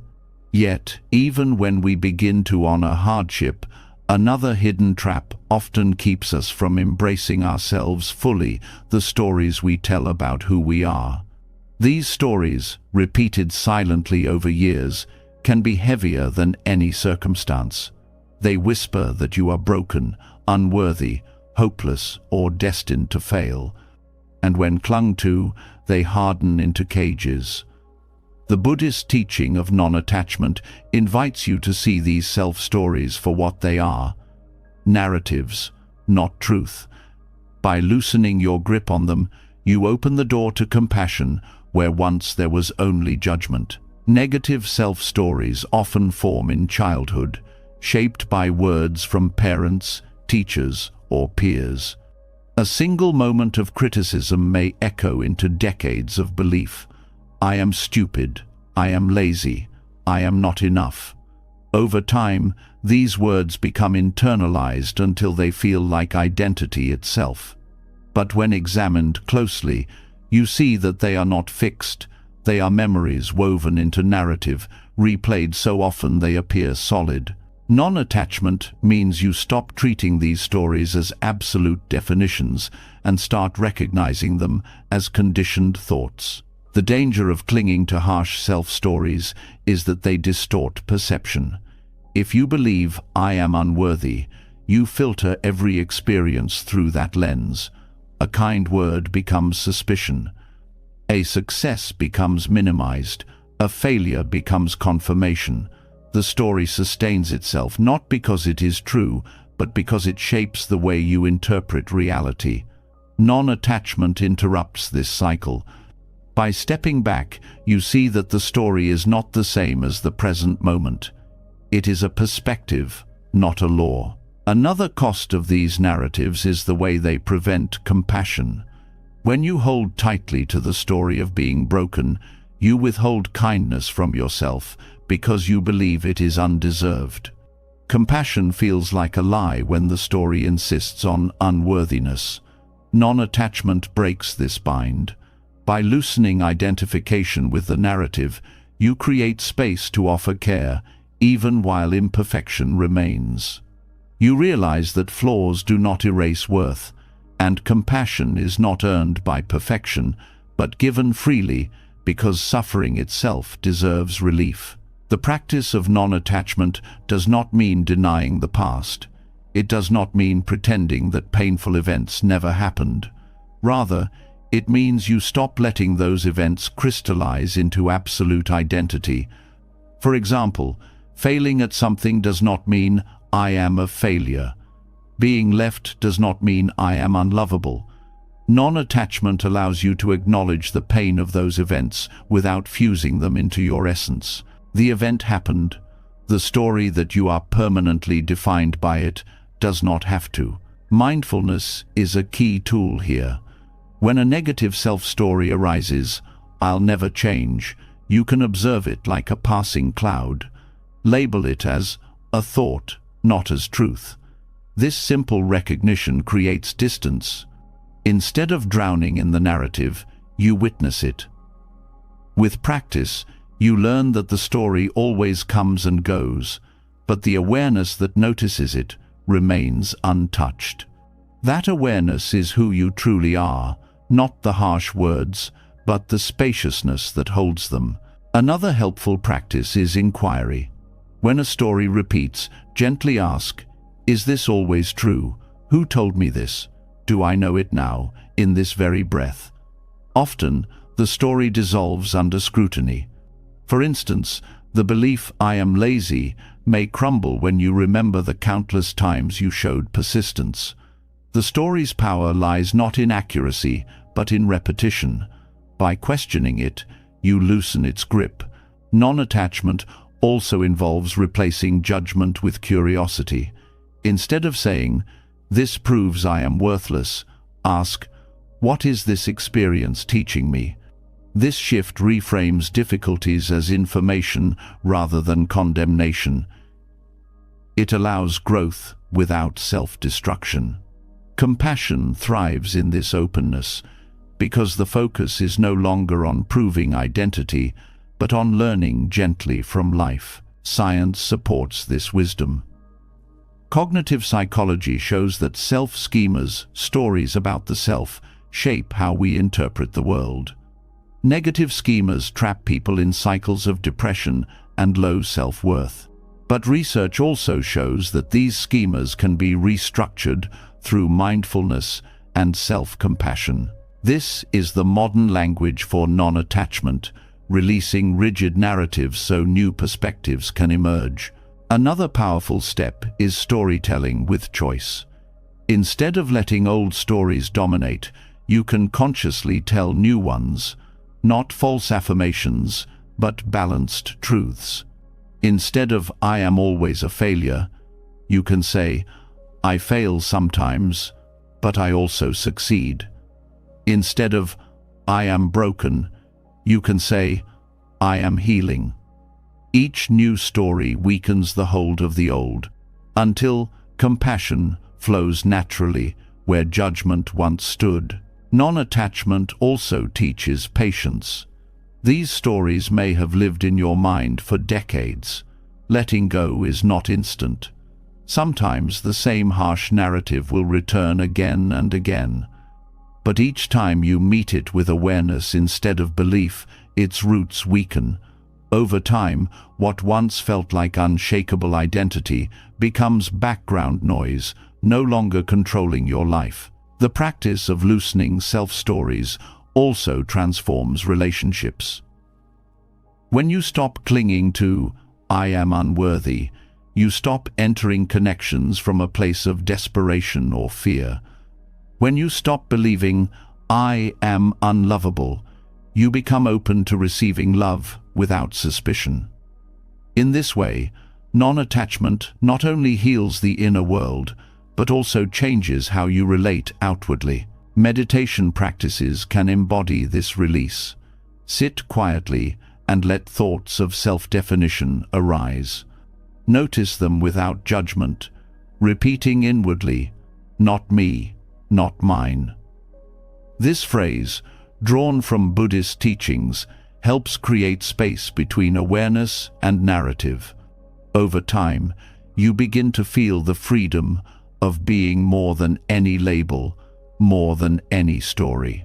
Ultimately, non-attachment to harsh self-stories is not about erasing identity, but about softening it.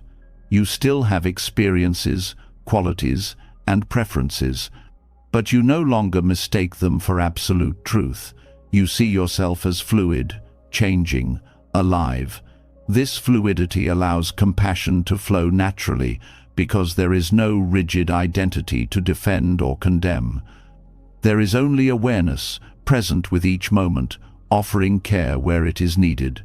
This is the invitation of non-attachment, to release the weight of negative narratives, to meet yourself freshly in each breath, to discover that your worth has never depended on old stories. When you live this way, compassion is no longer blocked. It rises freely, like light streaming through a window once covered in dust, illuminating the truth that you were always worthy of love. Letting go of harsh self-stories reveals that you are not chained to old narratives, not bound forever to the labels that once defined you. Yet, with that freedom comes a new responsibility, the way you choose to live now. Each thought, each action, each word becomes part of the pattern that shapes tomorrow. This is where the teaching of karma steps forward, not as a threat, not as a shadow of punishment, but as a gentle invitation to care for yourself through mindful choices. Karma has often been misunderstood as cosmic retribution, as if the universe were keeping a ledger of faults and waiting to deliver pain for every misstep. But in truth, karma is much simpler and far more compassionate. It is the natural law of cause and effect, the unfolding of conditions that arise from what we cultivate. Just as planting seeds leads to certain flowers or fruits, so too do our actions and thoughts plant the seeds of future experience. To view karma in this light is to see it not as a whip, but as guidance, reminding us that every moment offers the chance to plant seeds of kindness, patience, and care for ourselves. This perspective softens the inner critic. Instead of using karma as another reason to punish yourself, "I must deserve this suffering because of what I did," you begin to see it as a compass. The suffering you feel is not evidence of punishment. It is a signal of imbalance, an invitation to realign with compassion. If harshness leads to more pain, then gentleness is the wiser path. Karma is not saying, "You are condemned." It is saying, "Choose differently, and your path will shift." This truth gives you back agency. When you believe suffering is punishment, you feel powerless. But when you see karma as gentle accountability, you realize that change is possible. Your choices matter not in some distant lifetime only, but here and now. The way you speak to yourself today shapes the tone of your inner world tomorrow. The way you treat your body today shapes its strength and peace tomorrow. This recognition transforms small daily actions into sacred steps of self-care. It also reframes mistakes. Instead of branding them as permanent failures, karma shows them as lessons.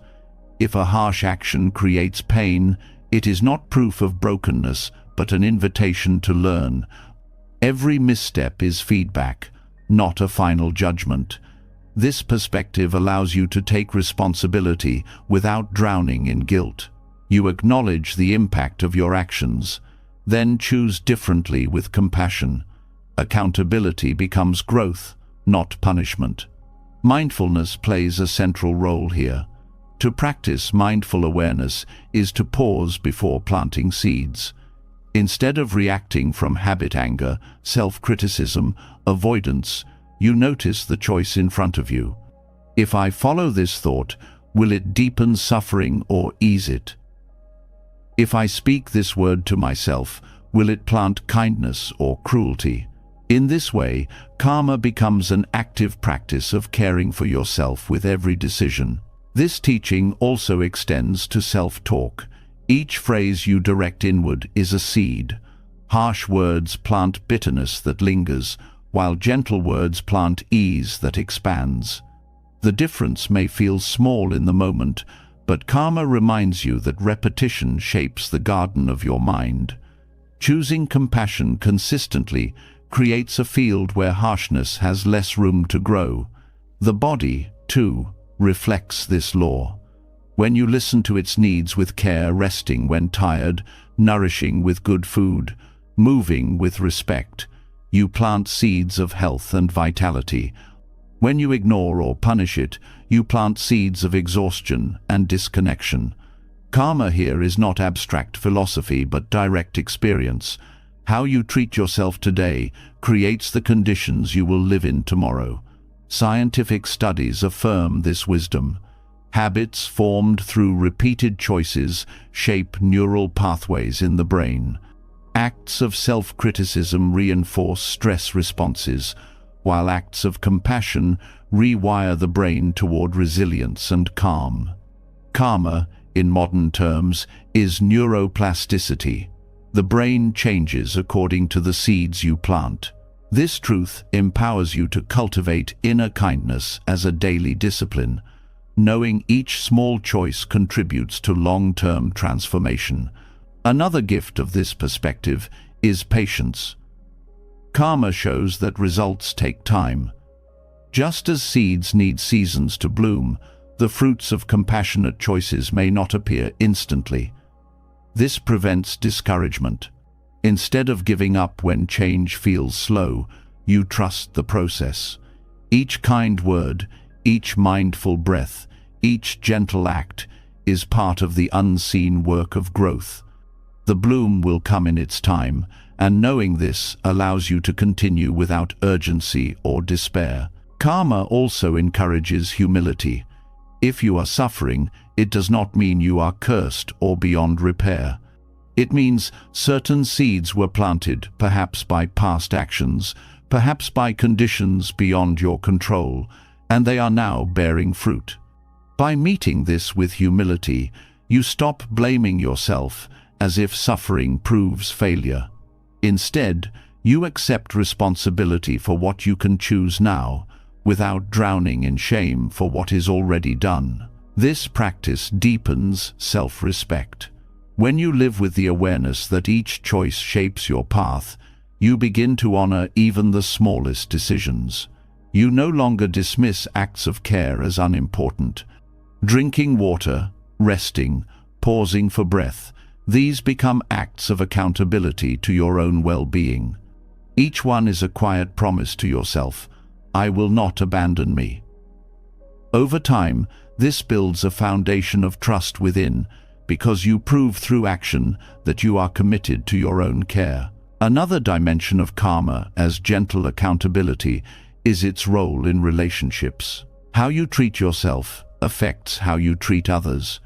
If you plant seeds of cruelty inward, they often spill outward as impatience or defensiveness. If you cultivate kindness inward, it naturally radiates outward as gentleness. Karma reminds you that caring for yourself is not selfish. It is the ground from which compassion for others grows. Meditation offers a way to embody this.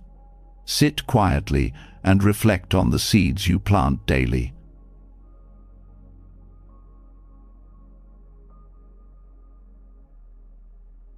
Ask, what choices bring me closer to peace? What choices deepen suffering? Then resolve gently to water the seeds of kindness more often. This is not about perfection, but about consistency. Even when you slip, you return again, choosing compassion over punishment. Each return is itself an act of karma, an act that shapes the path toward greater freedom. Perhaps the most healing aspect of this teaching is its hopefulness. No matter how much suffering has come before, karma teaches that the next choice still matters.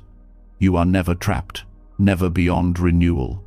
The past may shape conditions, but the present always holds possibility. Each moment offers the chance to plant seeds of love. This truth replaces despair with quiet determination. Ultimately, viewing karma as gentle accountability changes the way you live. You stop fearing punishment and start honoring choice. You stop punishing yourself for missteps and start learning from them. You begin to see your life as a garden, one you tend with awareness, patience, and care. And as the seasons pass, you notice more flowers of peace, more fruits of compassion, until the garden itself becomes proof that kindness is the most powerful seed you can plant. Seeing karma as gentle accountability teaches you that every choice you make is an act of self-care or self-neglect, that the seeds you plant in each moment shape the way you experience tomorrow. But this understanding is not meant to create pressure, it is meant to inspire gentleness. And sometimes the most profound gentleness you can offer yourself is to slow down, to release the constant push for improvement, and to allow each step to be enough. This is where walking meditation becomes a living practice of compassion, a way to embody kindness, not in thought alone, but in motion.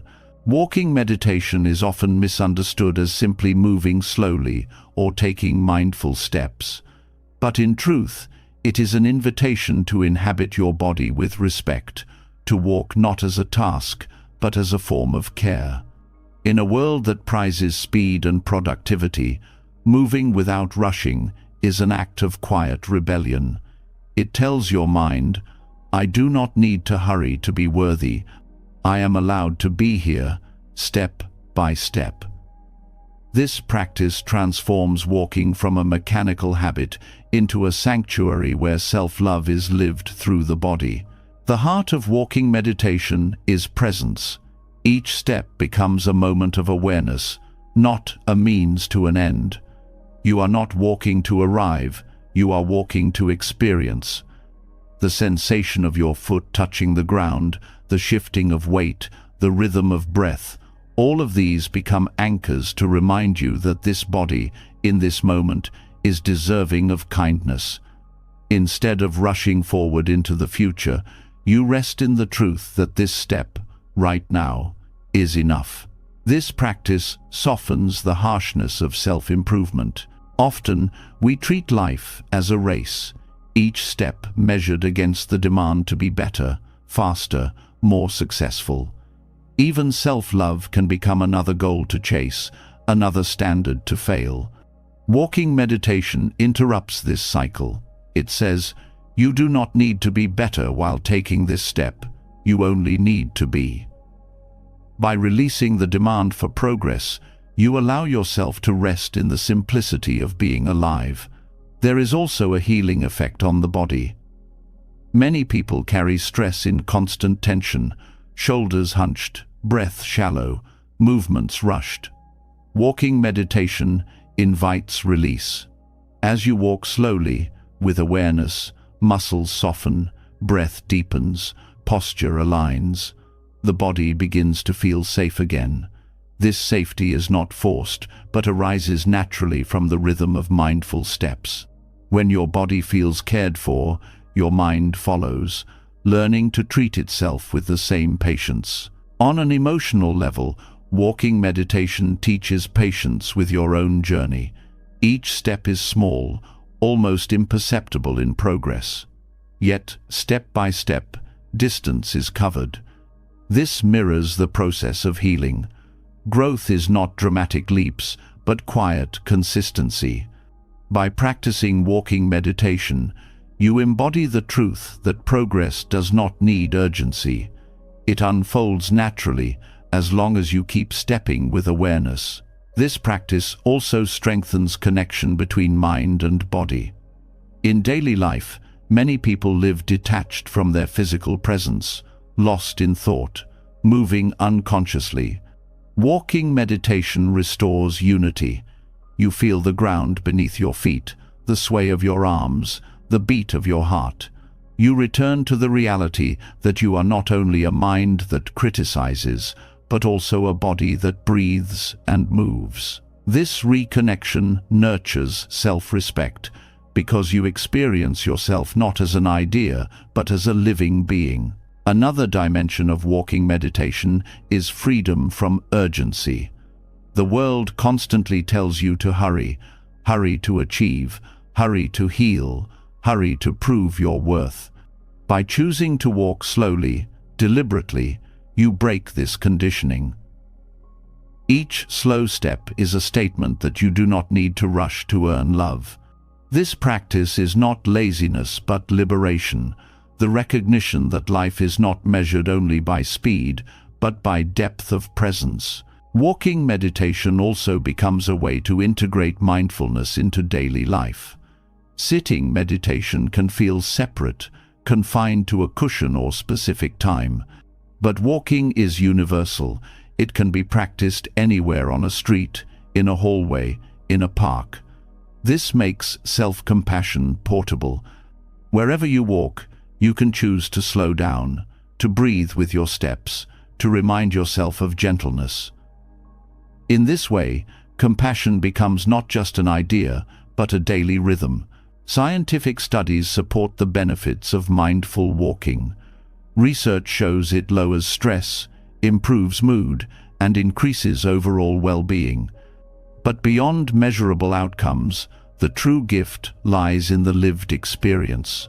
The moment when you realize you are walking not to escape yourself, but to be with yourself, step by step, without judgment. Walking meditation can also be paired with intention. Before beginning, you might silently dedicate your steps. May each step remind me of my worth. May each step bring me closer to peace.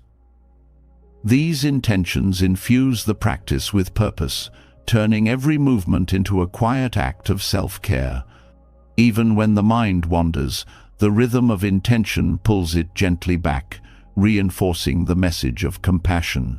This practice is also a way to transform self-talk. When harsh thoughts arise, "I am not enough, I must do more," you can align them with your steps, releasing them with each exhale. Each step becomes a letting go of the burden of criticism, a reminder that you are moving forward without needing to carry unnecessary weight. Over time, the body learns this rhythm of release, and harsh thoughts lose their power. Walking meditation is especially healing when practiced outdoors. The natural world mirrors its teachings. Trees grow slowly, rivers flow at their own pace, the earth moves without rush. By walking in nature with awareness, you align yourself with this rhythm, reminding your mind that you, too, are allowed to grow slowly, to move gently, to belong without striving. Ultimately, walking meditation becomes more than a practice. It becomes a way of relating to yourself. Each step is a message. I care for you. I will not rush you. I will walk with you. This message counters years of self-neglect, teaching the heart that it deserves patience. Step by step, compassion is no longer abstract. It is felt in the soles of your feet, in the rhythm of your breath, in the quiet presence of being. This is self-compassion in motion, not spoken only in words or thought, but lived through every step you take. When you allow yourself to move slowly, to walk with care, you prove to yourself that love is not something distant. It is present in the rhythm of your life, carried forward with each gentle step. Each step taken in walking meditation affirms that you are allowed to move gently, without rushing toward an imagined finish line. The body learns patience, and the heart remembers presence.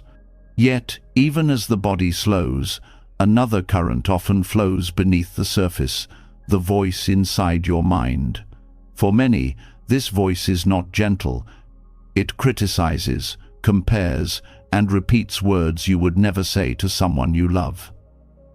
If walking meditation teaches compassion in motion, then the next step is learning compassion in language. This is where the Buddhist principle of right speech, turned inward, becomes essential. Right speech traditionally refers to how we communicate with others, speaking truthfully, kindly, and with purpose. But the most constant dialogue you will ever have is the one with yourself. Every day, from the moment you wake until sleep, you are speaking inwardly, commenting on your choices, interpreting your experiences, narrating your worth. If these inner words are harsh, they carve deep grooves of suffering. If they are kind, they create space for peace. To practice right speech inwardly is to recognize the power of this inner dialogue and to choose words that heal rather than harm. The first step is awareness. Most people are not conscious of how cruel their self-talk can be. A simple mistake may trigger automatic thoughts like, "I'm so stupid," or "I can never get anything right." These words may feel casual, but repeated daily they become powerful reinforcements of negative identity. Awareness means catching these phrases, hearing them clearly, instead of letting them slip by unnoticed. When you become aware, you can begin to choose differently. The second step is discernment. Right speech outwardly is guided by questions. Is it true? Is it kind? Is it useful? These same questions can be turned inward. When the thought arises, "I am worthless," you can ask, "Is this true? Is this kind? Is this useful?" The answer is clear. It fails on all three counts. By holding self-talk to the same standard you would apply to others, you dismantle the habit of cruelty. This practice is not about forcing positive affirmations that feel hollow. It is about aligning your inner words with honesty and compassion. Instead of saying, "I am terrible at everything," you might say, "This didn't go well, but I can learn from it." Instead of, "I am lazy," you might say, "I need rest, and I will return with energy." These adjustments are subtle but powerful. They acknowledge reality without embedding judgment. Right speech inwardly also means avoiding exaggeration. The inner critic often speaks in absolutes: always, never, everyone, nothing. These words intensify suffering, making challenges feel permanent and overwhelming. By noticing exaggeration and replacing it with balance, you soften the blow. "I always fail" becomes "I struggled this time." "I never do anything right" becomes "I made a mistake, but I have also succeeded before." This shift restores perspective and prevents despair. Another aspect of this practice is tone. Even when words are technically neutral, the tone of inner speech can be harsh. Saying, "You need to try harder," can feel like encouragement or condemnation, depending on the tone. Right speech inwardly involves adopting a tone of kindness, the way you might speak to a child or a dear friend. This tone communicates safety, turning even corrective thoughts into supportive guidance rather than attacks. The practice also extends to silence. Sometimes, right speech means not speaking at all, even inwardly. When the mind races with criticism, choosing silence can be healing. Taking a breath, returning to presence, and letting go of commentary allows the nervous system to rest. Silence itself can be an act of compassion, breaking the cycle of constant inner judgment. Scientific research supports this practice. Studies on self-talk show that harsh inner language increases stress, lowers motivation, and reinforces negative self-image. In contrast, compassionate self-talk improves resilience, enhances learning, and reduces anxiety. The brain responds to inner words as if they were spoken aloud. This means the way you speak inwardly is not trivial. It shapes your mental and emotional reality. To cultivate this skill, you can practice journaling with awareness of tone. Write down common self-criticisms, then rewrite them as if you were speaking to someone you love. Over time, this exercise trains the mind to adopt kinder language naturally. Another practice is pausing during moments of stress and repeating a chosen phrase of compassion. May I be patient. May I be gentle. May I keep trying.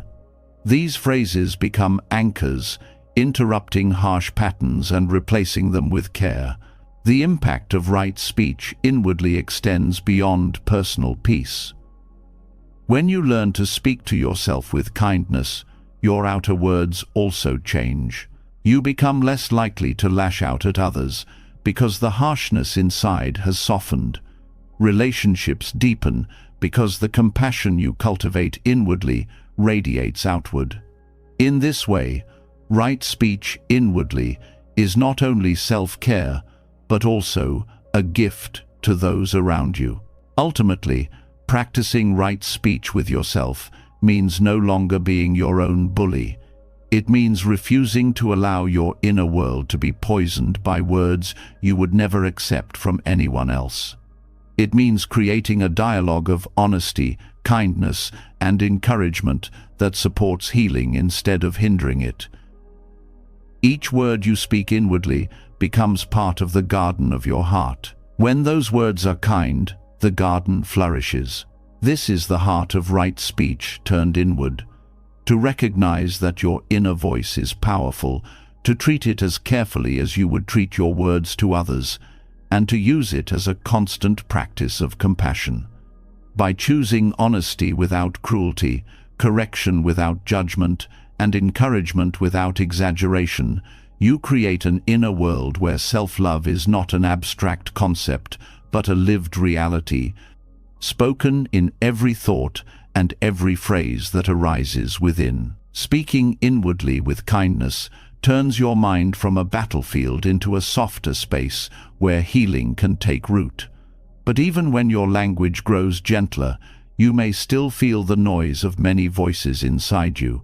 The critic, the dreamer, the fearful one, the hopeful one, they all speak, sometimes in harmony, often in conflict. Instead of silencing or rejecting them, the path forward is learning to see these voices as members of an inner community, each with something to say, each deserving respect. This is the practice of building a sangha within. In Buddhist tradition, sangha refers to the community of practitioners who support one another on the path. It is the group that reminds you of wisdom when you forget, that lifts you when you stumble, that reflects your value when you doubt. To cultivate a sangha within is to extend this principle inward. The many parts of yourself, the anxious child, the disciplined adult, the weary soul, the joyful spirit, can be seen not as enemies, but as companions walking alongside you. Instead of battling them, you learn to befriend them. The first step is recognition. Often, inner voices are lumped together into a vague sense of unease. You feel bad or not enough, without identifying who is speaking inside. Recognition means slowing down and listening carefully. You may hear the critic insisting you must do better, the fearful voice warning you of danger, the tender voice longing for rest. By naming these voices, you give them form, and once they are seen, they can be addressed with compassion rather than ignored or suppressed. The second step is respect. Even harsh voices often arise from a protective instinct. The inner critic may sound cruel, but often it is trying to shield you from failure by pushing you to improve.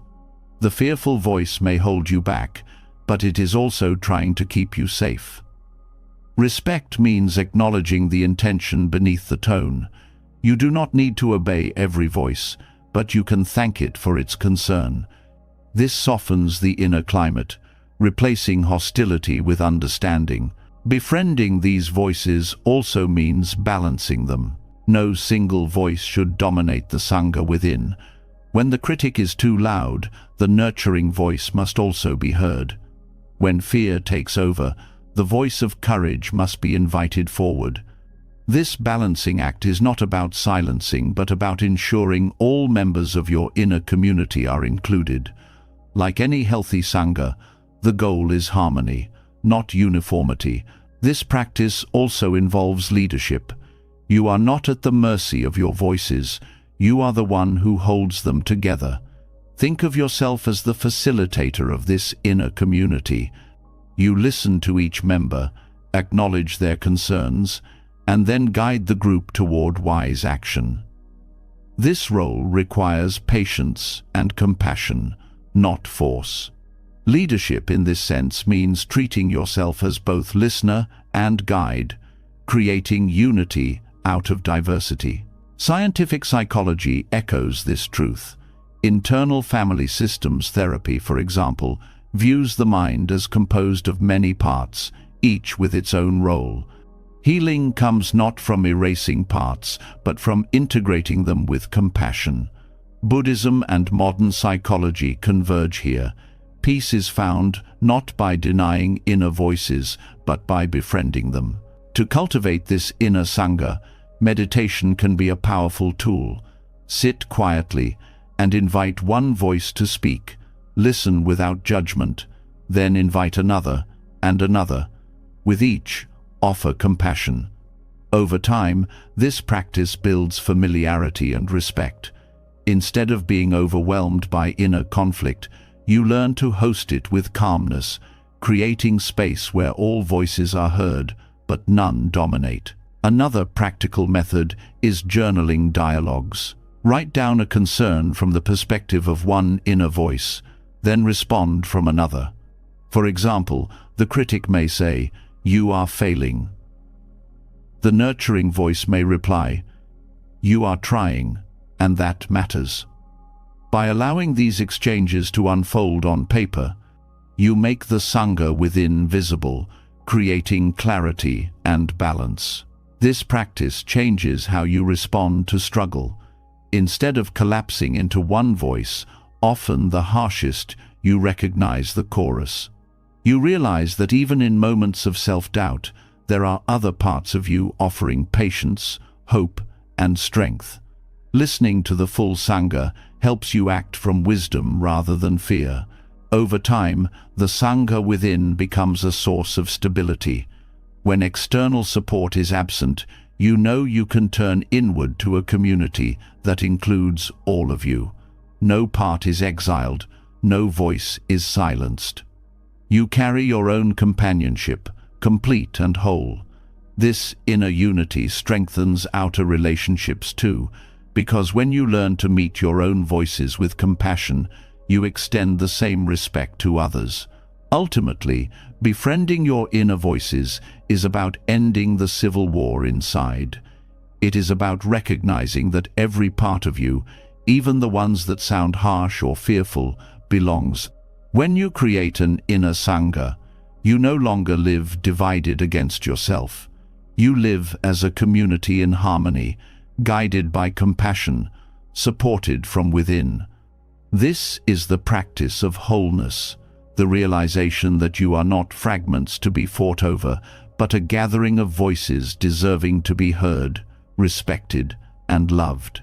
When the Sangha within is welcomed with compassion, the voices inside you no longer feel like enemies but companions with something to teach. Yet, even as harmony grows, one habit often lingers stubbornly: the tendency to carry old conclusions about who you are. Stories of failure, of weakness, of not being enough repeat themselves so often that they begin to feel like unshakable truth. These assumptions weigh heavily, leaving little room for freedom. Zen offers an antidote to this burden through the practice of beginner's mind, a way of meeting yourself without the weight of yesterday's judgments. Beginner's mind is the attitude of openness and curiosity you bring to something when you encounter it for the very first time. Think of a child exploring the world, eyes wide, unclouded by past definitions. In Zen, this state of mind is considered the heart of practice, because it removes the barriers of assumption and expectation. Applied inwardly, beginner's mind allows you to meet yourself not as the person defined by all your past mistakes, but as someone new in this moment, someone unbound, someone with possibilities still untouched. Self-blame thrives on the opposite attitude. It says, "I know who I am the one who always fails, I am the one who cannot change, I am the one who ruins everything." These statements feel certain, but they are prisons built from repetition. Beginner's mind loosens their grip by asking, what if I do not know who I am in this moment? What if I meet myself freshly without dragging all the past into today? This shift is not denial, but freedom. It acknowledges that the self is not a fixed object, but a living process, and that every moment is a chance to begin again. The first step in practicing beginner's mind toward yourself is noticing the weight of certainty. When the thought arises, "I always do this wrong," pause and see the certainty in it. Then ask, is it true now, in this moment, or is it only a memory of before? This question opens space. Even if you failed yesterday, beginner's mind asks what is possible today. It reminds you that the present is not obligated to repeat the past. Another step is curiosity. Instead of condemning yourself for a mistake, you approach it as a student. You ask, what happened here? What can I learn? Curiosity removes the sting of blame. It transforms mistakes from verdicts into lessons. This attitude mirrors the way a scientist observes or a child explores without harsh judgment, only with interest. By practicing curiosity toward yourself, you replace the burden of blame with the energy of discovery. Beginner's mind also changes how you approach growth. Instead of demanding that you know everything or succeed instantly, you allow yourself to be a learner. A beginner is expected to stumble, to try again, to progress gradually. When you apply this mindset inwardly, you release the unrealistic expectation of perfection. You treat yourself as someone learning the art of being alive, not as someone who must already have mastered it. This shift dissolves shame and invites patience. On a deeper level, beginner's mind means loosening identification with old labels. The words failure, weak, broken are not truths, but conclusions formed by past experiences. Beginner's mind asks you to drop them, even for a moment, and see who you are without them. Perhaps you are more resilient than you realized. Perhaps you carry strengths overlooked while focusing on flaws. This openness reveals dimensions of yourself that blame had hidden. Scientific studies echo this wisdom. Research in psychology shows that adopting a growth mindset, seeing yourself as capable of learning rather than fixed in traits, leads to greater resilience and success. Beginner's mind is the spiritual parallel to this. reminding you that identity is fluid, not fixed, and that each moment is an opportunity to start anew. Meditation can embody this practice.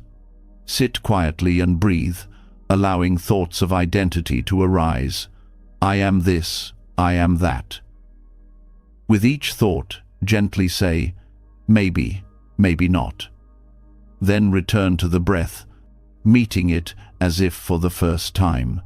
This practice trains the mind to release certainty and cultivate openness. Over time, the grip of self-blame weakens because it cannot survive without certainty. Another exercise is to approach daily tasks with fresh eyes.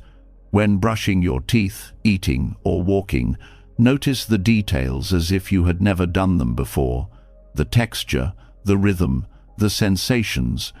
This habit of freshness extends inward.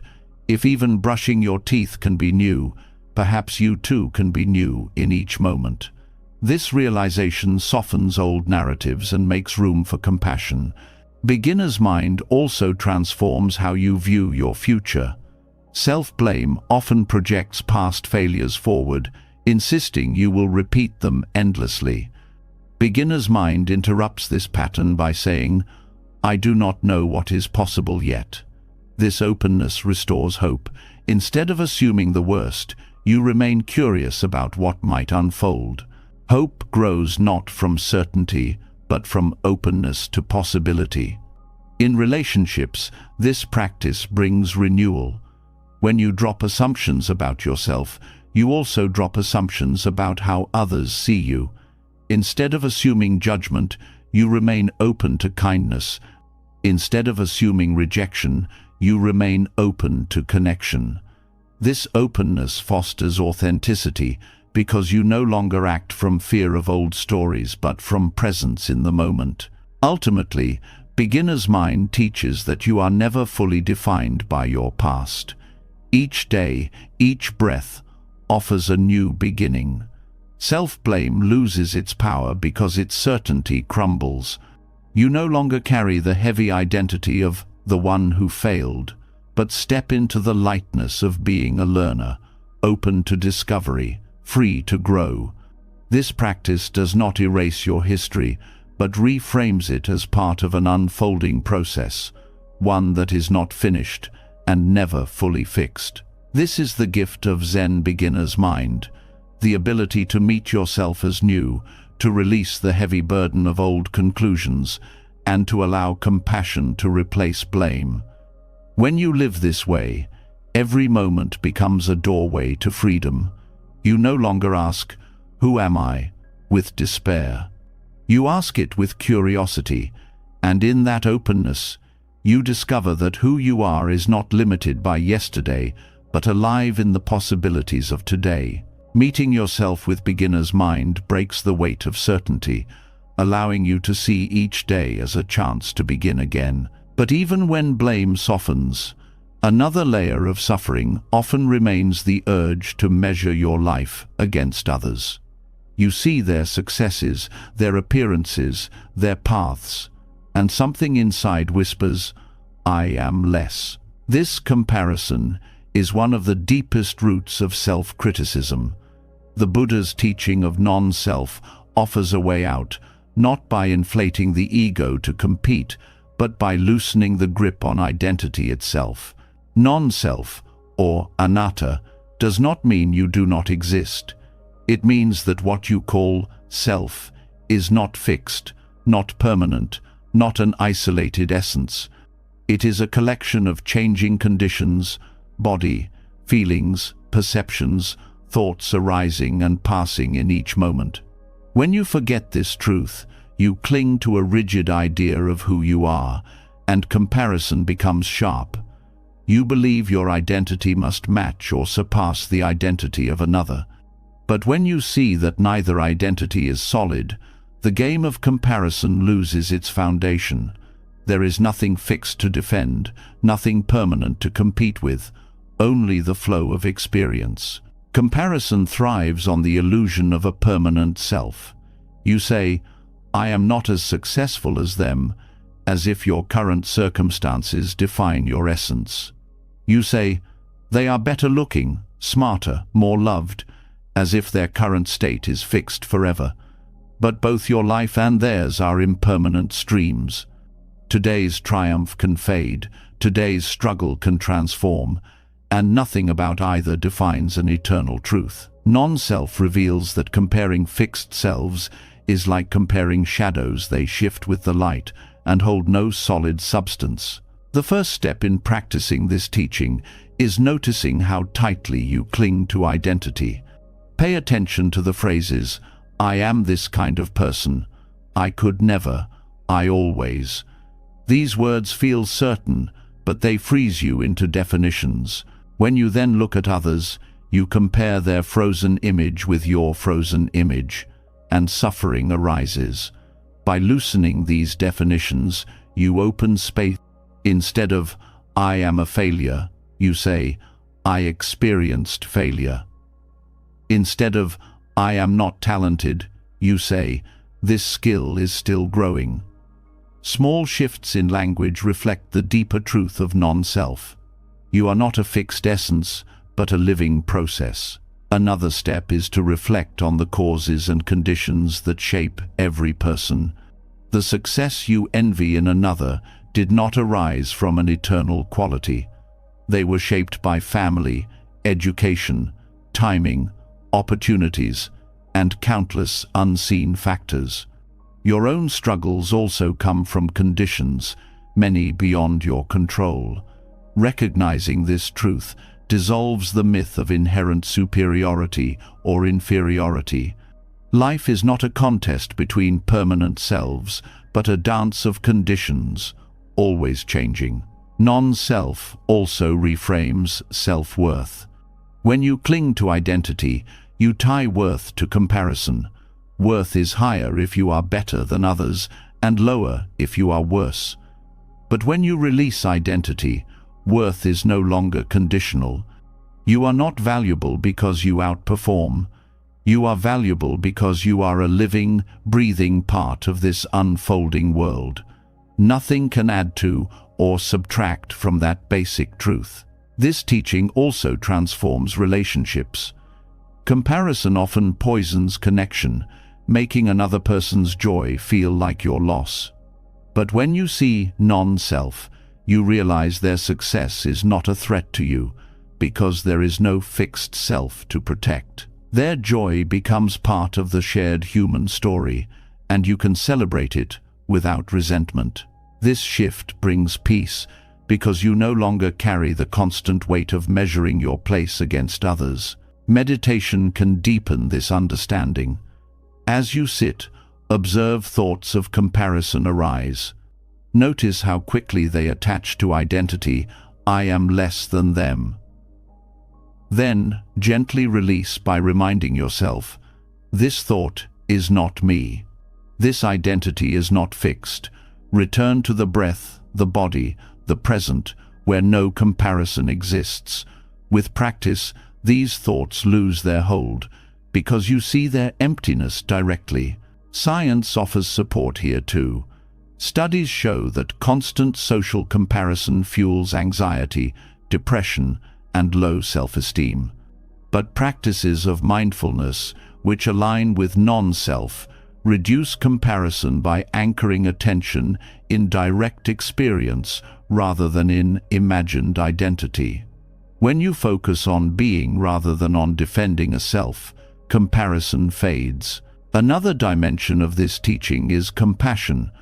When you see that others are also not fixed selves but beings shaped by conditions, you soften. The one you envy may also suffer deeply. The one you compare yourself against may carry hidden pain. This awareness shifts comparison into empathy. You stop asking, "Am I better or worse?" and begin asking, "How can I meet both myself and them with kindness?" Non-self also brings humility. You realize that achievements are not the result of an eternal superior self, but of conditions that aligned. This humility protects against arrogance and fosters gratitude. At the same time, You see that struggles are not proof of an inferior self, but conditions that can change. This perspective prevents despair and fosters patience. To integrate this teaching daily, practice releasing labels. When you catch yourself saying, "I am always behind," pause and ask, "Is this a permanent truth or a temporary condition?" When you see it is temporary, the sting of comparison lessens. You begin to experience yourself as fluid, not trapped in a fixed role. Ultimately, non-self frees you from the exhausting game of comparison. Without a fixed identity to defend, you are no longer bound to measure your life against others. You can appreciate their path without resentment and walk your own path without shame. You live as a process, not a statue, and in that process there is endless room for compassion and growth. This is the gift of non-self. To release the burden of identity, to dissolve the root of comparison, and to rest in the truth that you are not a fixed being to be measured, but a flowing experience to be embraced. In that freedom, joy arises naturally, because there is nothing left to prove. Letting go of the fixed self frees you from the endless comparisons that fuel so much quiet suffering. You no longer see yourself as less or more than others, but as part of the same flow of conditions, changing moment by moment. Yet, even with this freedom, there are still forces inside that rise like shadows, fears, cravings, anger, shame, that feel larger than reason and harder than philosophy. They appear not as abstract ideas, but as inner demons, voices that frighten, paralyze, or exhaust you.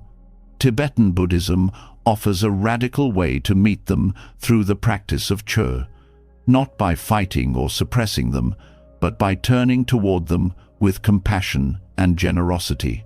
Chö, which means cutting through, is a practice that invites you to confront what terrifies you and to meet it with offering instead of resistance.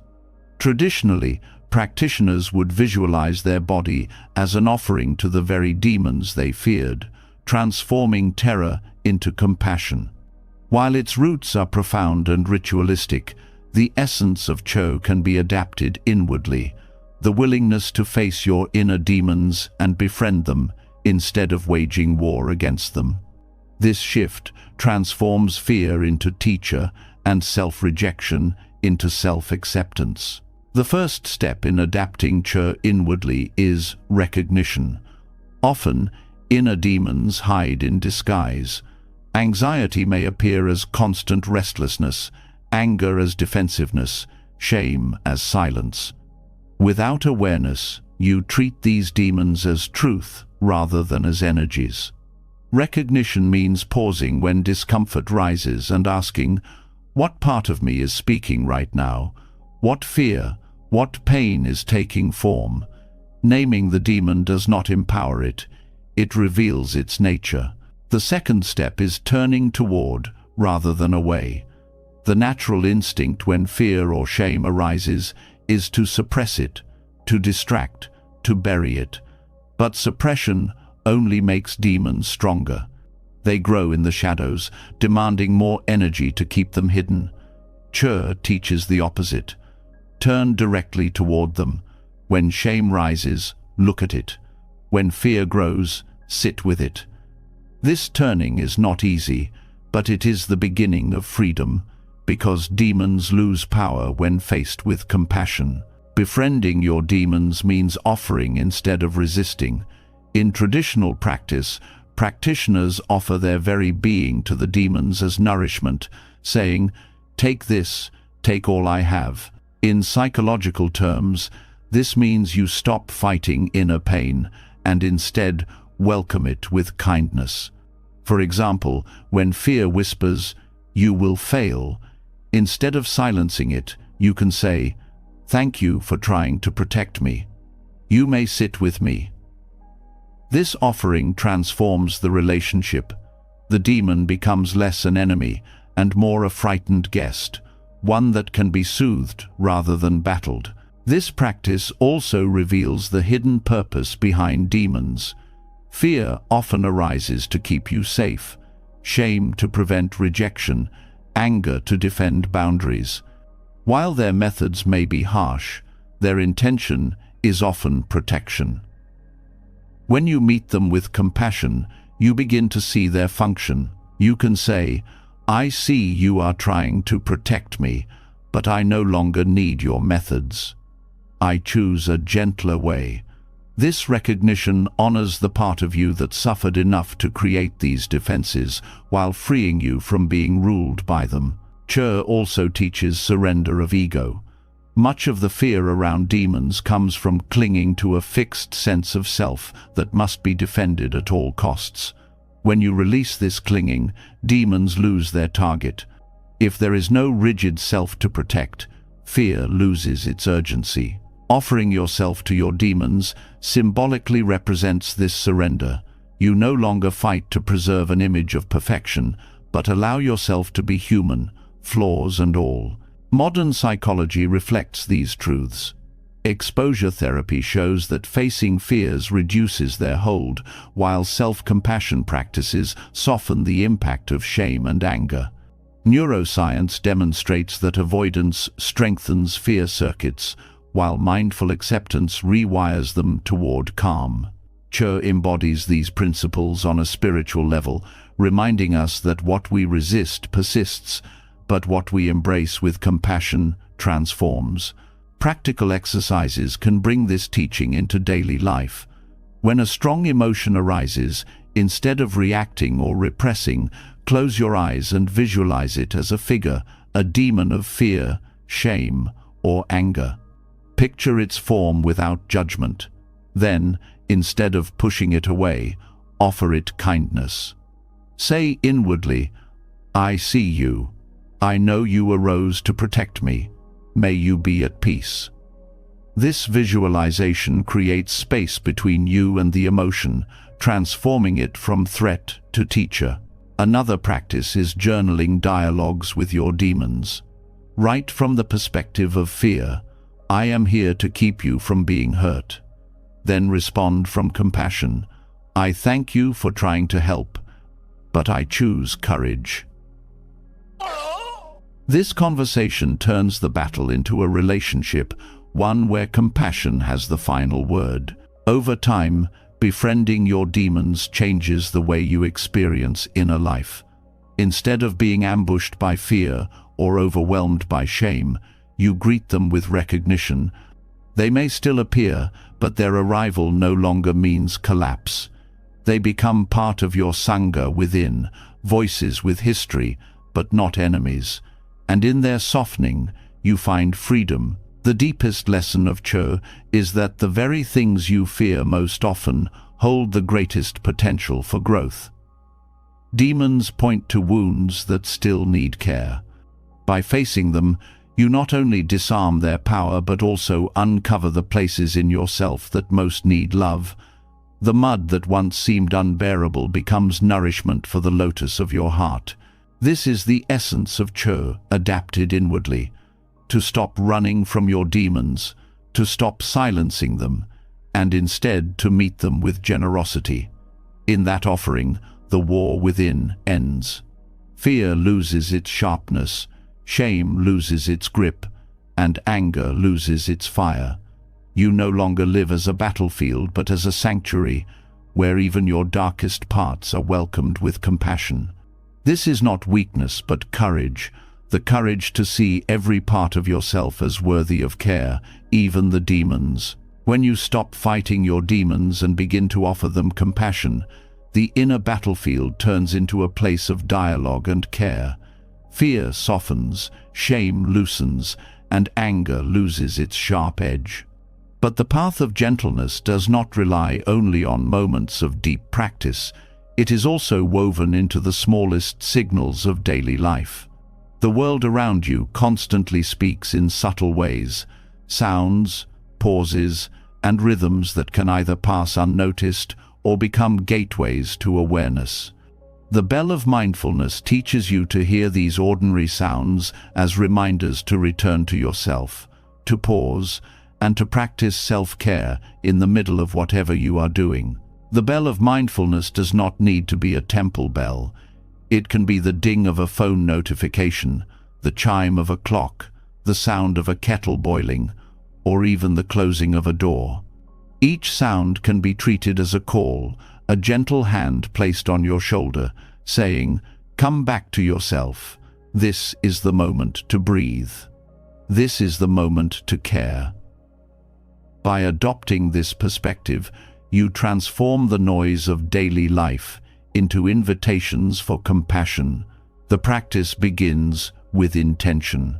Instead of reacting automatically to sounds, you set the intention to treat them as cues for presence. For example, when your phone buzzes, instead of rushing to check it with tension, you pause, take a breath, and smile inwardly. You remind yourself, "I am here. I am alive. I deserve care." Only then do you continue. This tiny shift changes the energy of the moment. The sound no longer drags you into restlessness. It brings you back to gentleness. Each pause creates space in your nervous system. Modern life is often filled with constant stimulation, leaving little room to breathe. By turning sounds into bells of mindfulness, you interrupt the cycle of reactivity. A single breath, taken with awareness, lowers stress, calms the mind, and signals safety to the body. Over time, these pauses accumulate, creating a baseline of calmness and compassion woven into the fabric of your day. This practice also reshapes your relationship with time. The chime of a clock can feel like pressure, a reminder that hours are slipping away. But when you hear it as a bell of mindfulness, it becomes a reminder, not of urgency, but of presence. Instead of thinking, "I am behind," you say, "This moment is mine to live fully." Time shifts from enemy to companion, guiding you gently instead of chasing you harshly. Another dimension of this practice is its ability to transform annoyance into care. Sounds like traffic noise, alarms, or interruptions can feel irritating. But when reframed as bells of mindfulness, they become opportunities to breathe and return. Even unpleasant sounds can be turned into reminders of compassion. This does not mean you deny frustration, but you use it as a bridge back to presence. In this way, the external world becomes a teacher rather than a distraction. The bell of mindfulness also strengthens the habit of self-love. Each time you pause and breathe in response to a sound, you are telling yourself, "I matter enough to stop." This simple act builds trust within. Over time, your inner self begins to believe the message that you are cared for, that you will not be abandoned in busyness, that your well-being is important. This trust becomes a foundation for deeper healing. Scientific studies affirm the power of micro-pauses. Research shows that even short breaks of mindful breathing reduce cortisol, improve focus, and enhance emotional regulation. The bell of mindfulness harnesses this science by embedding these pauses into daily life. You do not need extra hours to practice. The world itself provides cues if you are willing to hear them. To cultivate this habit, you can choose a specific sound as your bell. It might be your phone's notification, set to a soft chime. Each time it rings, instead of reacting instantly, you take one conscious breath. Or you might use the sound of birds outside, the hum of an appliance, or even your own footsteps. By choosing intentionally, you create a network of reminders scattered throughout the day, each one pulling you back to compassion. You can also practice this communally. When eating with others, the sound of utensils clinking can become a shared bell, prompting everyone to pause and breathe before continuing. In a workplace, the start of a meeting can be treated as a bell, one breath taken together before speaking. These shared practices create a culture of gentleness, showing that mindfulness is not only private, but also collective. On a deeper level, the bell of mindfulness symbolizes awakening. Every sound can be a call to remember what matters: presence, compassion, and care. This perspective shifts life itself. Instead of being pulled endlessly by noise, you begin to see each moment as a reminder that you are alive, that you have the choice to be kind to yourself now, not later. This practice also dismantles the idea that self-care requires isolation or retreat. While silence has its place, the bell of mindfulness teaches that daily life itself is the retreat. Ordinary sounds become sacred when met with awareness. You do not need to escape the world to find peace. You need only to listen differently. Over time, the bell of mindfulness rewires your response to stress. Instead of reacting with tension, you learn to pause automatically. The sound of an email arriving no longer spikes anxiety, it prompts a breath. The ring of a phone no longer pulls you into urgency, it invites presence. This transformation is subtle but profound, turning daily stresses into pathways of compassion. Ultimately, the bell of mindfulness teaches that the world itself is always calling you back to care. Every sound, from the softest chime to the loudest alarm, can be reframed as a reminder to return home to yourself. And each time you answer, each time you breathe, you reinforce the truth that self-compassion does not wait for special moments. It lives in the very fabric of your day, carried on the sound of ordinary life. Every sound that brings you back to yourself becomes a reminder that care does not have to wait for the perfect conditions. The bell of mindfulness teaches that even in the noise of life, you can pause and return to gentleness. But awareness alone is not enough if your life remains flooded with demands, obligations, or relationships that erode your well-being. Presence must be paired with protection. This is where compassionate boundaries arise, not as walls of rejection, but as expressions of non-harming, a way of practicing ahimsa toward yourself as much as toward others. Boundaries are often misunderstood as selfishness. You may fear that saying no means letting others down, or that protecting your energy means you are unkind.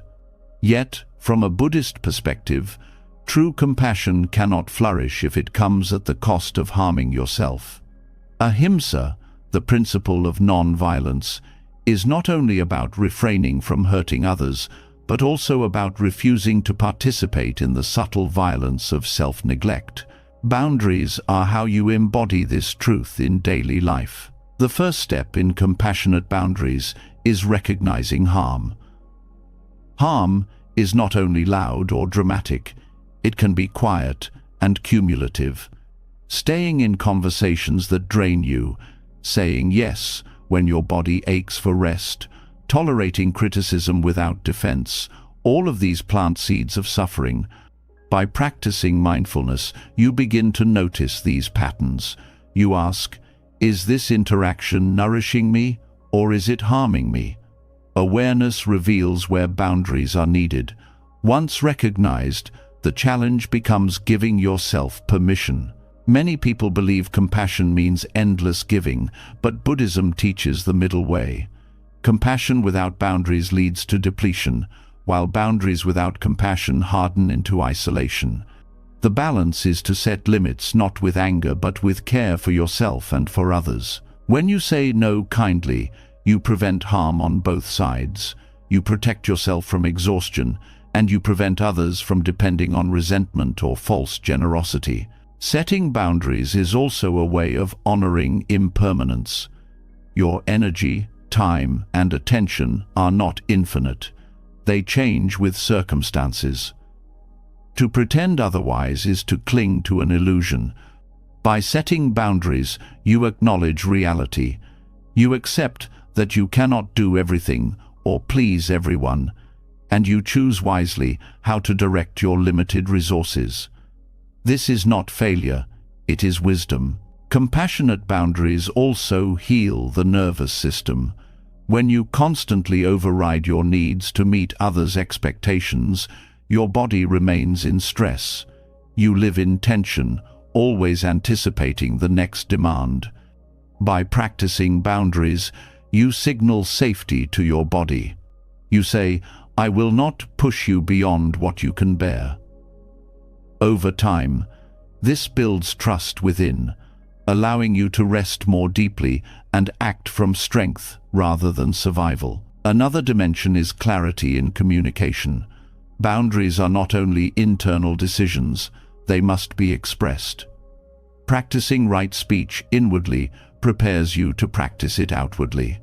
You can say, with calmness, "I cannot take this on right now," or "I need some quiet," or "This way of speaking hurts me."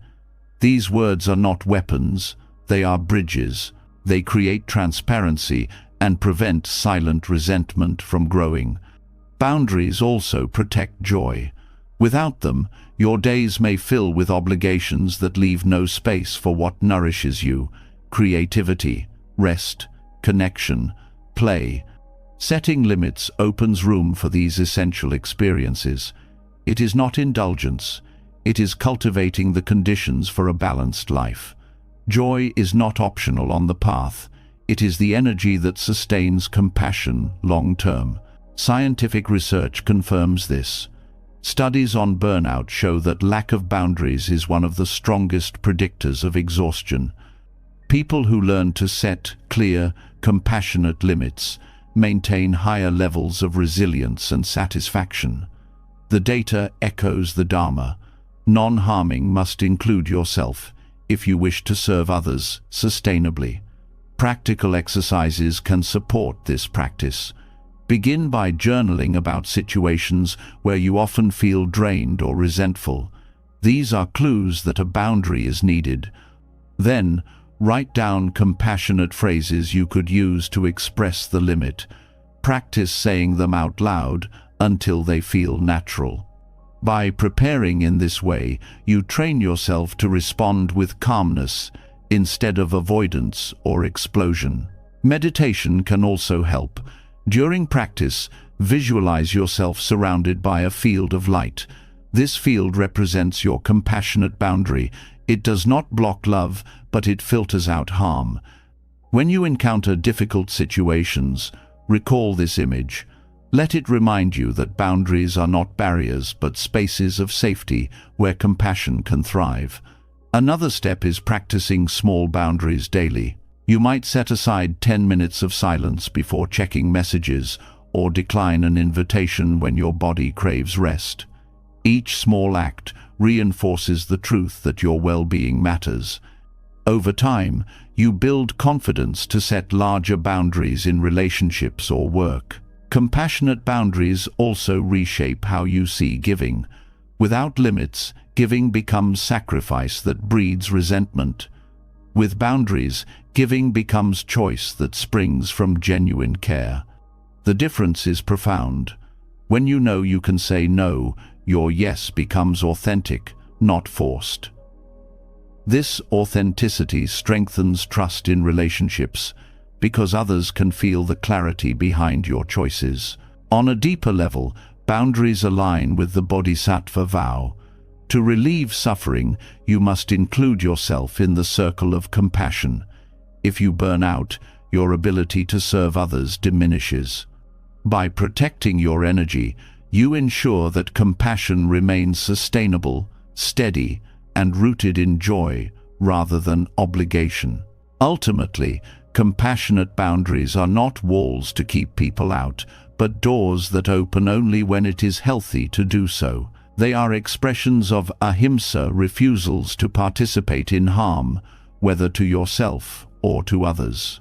Each time you set a boundary with kindness, you affirm the truth that your life is sacred, that your energy is precious, and that compassion must begin at home before it can ripple outward. This is the heart of boundaries as non-harming, to honor your limits not as weakness but as wisdom, to say no when necessary so that your yes carries truth, and to protect the conditions where love and presence can flourish. By practicing this, you live the middle way, not in self-denial, not in self-indulgence, but in the balanced compassion that allows both you and others to thrive. When you begin to honor your own limits as sacred through compassionate boundaries, life becomes less about depletion and more about balance. You no longer confuse sacrifice with love, and you start to see that protecting your own well-being is not a betrayal of compassion, but its deepest expression. Yet boundaries are not the end of the journey. They create the conditions for something more profound. Once space is cleared, the question arises: how do you relate to yourself in a way that heals the roots of suffering rather than simply managing its symptoms? This is where the Buddha's Four Noble Truths can be reimagined, not as distant philosophy, but as a mirror for the relationship you hold with yourself. The Four Noble Truths traditionally describe the nature of suffering, its causes, its cessation, and the path to freedom. But when applied inwardly, they illuminate the dynamics of self-neglect, self-criticism, and the possibility of self-compassion. The first truth shows you how suffering arises in the way you treat yourself. The second reveals the origins of harshness and why it repeats. The third offers the hope that these patterns can cease. And the fourth points to a practical path where self-love is cultivated as a living practice rather than an abstract idea. The first truth, suffering, becomes clear when you look at the subtle ways you harm yourself daily. The sting of inner criticism, the exhaustion of overextending, the loneliness of ignoring your own needs, these are not minor inconveniences, but genuine forms of dukkha. Acknowledging them is the beginning. Too often, people dismiss their own pain as unworthy compared to others. But the first truth insists: suffering is real, and it includes yours. Until you recognize this, healing cannot begin. The second truth, origin, asks you to trace where this suffering comes from. In self-relationship, the roots are often clinging to old stories, attachments to impossible ideals, and identification with harsh voices inherited from the past.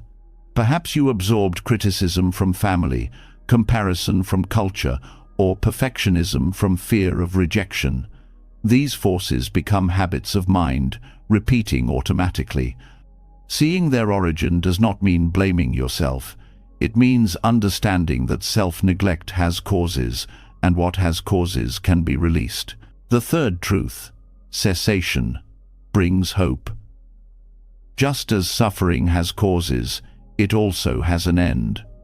This does not mean you will never struggle again, but that the cycle of self-harm can be interrupted. When you learn to loosen old stories, when you choose compassion over punishment, when you rest instead of driving yourself past exhaustion, suffering begins to dissolve. Cessation in this sense is not a dramatic moment of enlightenment, but the quiet freedom of no longer being your own enemy. The fourth truth, the path, is where practice becomes alive. Applied to self-relationship, this path is about cultivating habits that nurture instead of harm.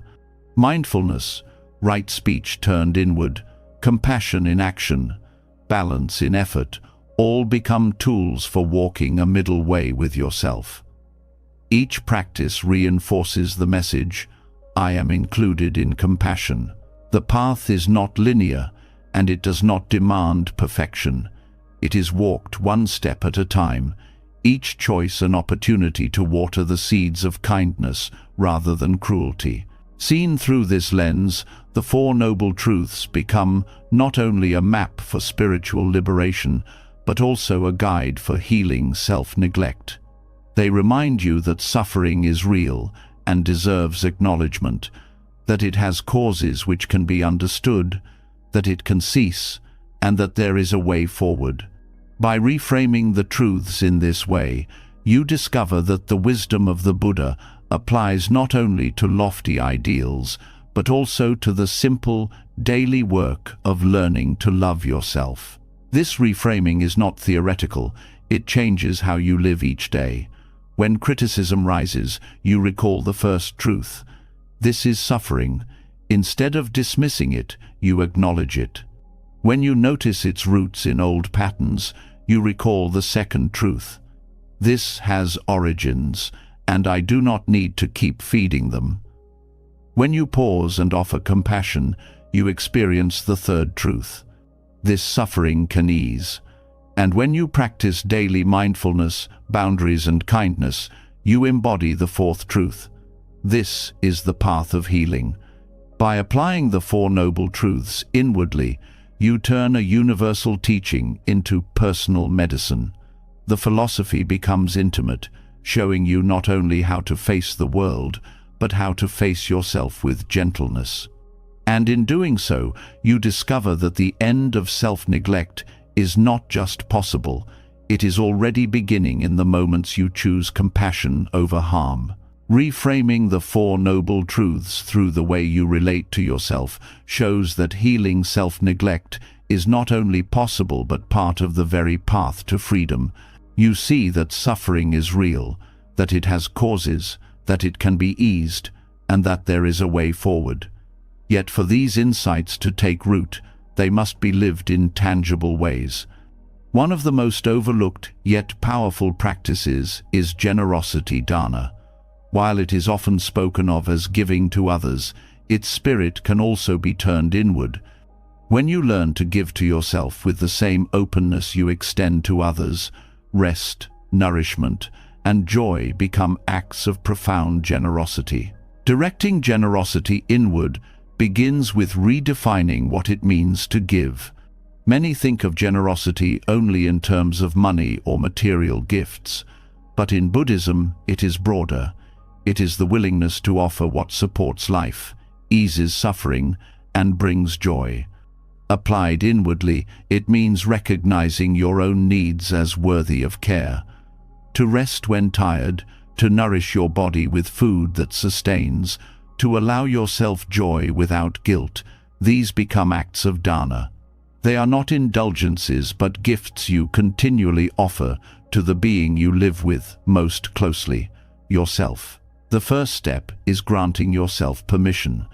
For many, self-neglect arises from the belief that care must always go outward, that giving to oneself is selfish.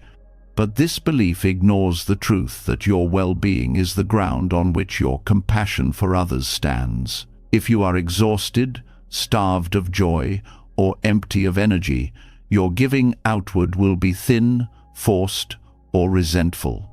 By practicing inward generosity, you replenish the source from which outer generosity flows. Rest is one of the most essential gifts.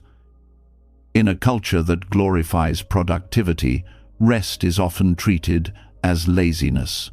Yet, from the perspective of dana, rest is generosity to body and mind. It is the offering of space to recover, to breathe, to renew. Without it, you deplete yourself until even the simplest tasks feel heavy. To lie down without guilt, to pause between tasks, to allow yourself a night of deep sleep. These are not trivial but profound acts of kindness that honor the truth of your impermanence and vulnerability. Nourishment is another form of dana. This includes not only food, but also everything that sustains your inner and outer life. To choose meals that bring both health and enjoyment, to drink water when thirsty, to feed your mind with uplifting words instead of constant criticism. These are ways of giving generously to yourself. Nourishment means refusing to treat your body and mind as machines to be driven until they break. It means recognizing them as sacred vessels, deserving of care. Joy, too, is generosity. Many people deny themselves joy, believing it must be earned by perfection or achievement. But joy is not a luxury, it is nourishment for the heart. To let yourself smile at music, to walk in nature without agenda, to savor a simple meal, to laugh with a friend, These are not distractions from the path, but part of it. Joy strengthens resilience and makes compassion sustainable. Offering joy to yourself is like watering a garden. It ensures that your inner world remains vibrant and alive. Scientific studies support this wisdom. Research shows that adequate rest improves memory, mood, and immune function. Balanced nourishment supports mental health, and regular experiences of joy increase resilience and longevity. In this sense, dana directed inward is not only spiritual but also biological. By caring for yourself, you create conditions for well-being that ripple into every aspect of life. Practices can help cultivate this form of generosity. Begin by reflecting daily. What can I give myself today that will support life and ease suffering? It may be something simple, 10 minutes of stillness, a nourishing meal, a walk outside. By asking this question regularly, you train yourself to recognize needs and respond with care. Another practice is to pause before giving to others and ask, am I giving from fullness or depletion? If from depletion, offer something to yourself first. This ensures your generosity outward is authentic and sustainable. Meditation can also be shaped around this practice. As you breathe, silently offer yourself phrases, may I be rested, may I be nourished, may I know joy. With each inhale, imagine receiving these gifts. With each exhale, imagine releasing guilt or resistance. Over time, this meditation rewires your relationship with self-care, making generosity toward yourself feel natural rather than selfish. On a deeper level, dana inwardly dismantles the cycle of self-punishment. Harshness often convinces you that you do not deserve care, that you must earn it. Generosity interrupts this cycle by giving freely, without condition. You do not need to be perfect to rest, to eat, to smile. You deserve these gifts simply because you are alive. This truth, repeated through practice, erodes the foundation of self-criticism and replaces it with trust. Generosity inward also transforms relationships. When you are nourished, rested, and joyful, your presence with others changes. You give not from obligation, but from abundance. You can listen without resentment, care without exhaustion, love without fear of depletion. In this way, dana directed inward does not isolate you. It strengthens your ability to serve. Ultimately, dana inwardly is about remembering that you are also a recipient of compassion. The same care you would extend to a loved one in need is the care you must also extend to yourself. Rest, nourishment, and joy are not indulgences but sacred offerings, reminders that your life is worthy of kindness. By practicing this generosity daily, you transform self-care from occasional relief into a constant rhythm of compassion, sustaining both yourself and the love you share with the world. When generosity is finally directed inward, rest, nourishment, and joy stop feeling like luxuries and begin to reveal themselves as essential forms of love. You learn that caring for yourself is not selfish, but a natural extension of compassion, a way of keeping your heart alive and your energy steady. Yet, even as you practice giving freely to yourself, there may still linger the silent weight of impossible standards, the demand to be flawless, to embody the perfect self, and to live up to ideals that were never real to begin with. These standards are heavy because they feel solid, unquestionable, permanent. The Heart Sutra offers a path of release through its most famous teaching. Form is emptiness. Emptiness is form. This phrase is often recited but rarely allowed to touch the heart where perfectionism hides. To understand it inwardly is to recognize that the image of a perfect self you chase has no inherent existence. It is empty not in the sense of worthless, but in the sense of lacking fixed, independent reality. The harsh standards you impose on yourself are built from thoughts, cultural pressures, memories, and comparisons. When you look closely, you see that there is no permanent, perfect self waiting for you to become it. There is only the process of living, changing, unfolding. Releasing the illusion of the perfect self begins with seeing how tightly it grips your daily life. The thought that you must always perform better, look better, achieve more, these are forms you mistake as solid truth. But emptiness reveals their fluidity. Standards change across time, across cultures, across circumstances. What seemed essential yesterday may dissolve tomorrow. By recognizing their emptiness, you free yourself from treating them as ultimate measures of worth. At the same time, the teaching "emptiness is form" prevents emptiness from becoming nihilism. It reminds you that while these standards are empty of inherent reality, they still appear and affect your experience. They are not to be denied, but to be understood as transient. You can engage with goals and values, but without clinging to them as ultimate truth. This balance allows you to live fully without being enslaved by harsh ideals. The first layer of this practice is noticing how harsh standards arise in thought. When you hear the inner voice saying, "I must never fail," pause and ask, what is the form of this thought? Where does it come from? By tracing its origin, you see it is constructed from memory or external expectation, not from some eternal law.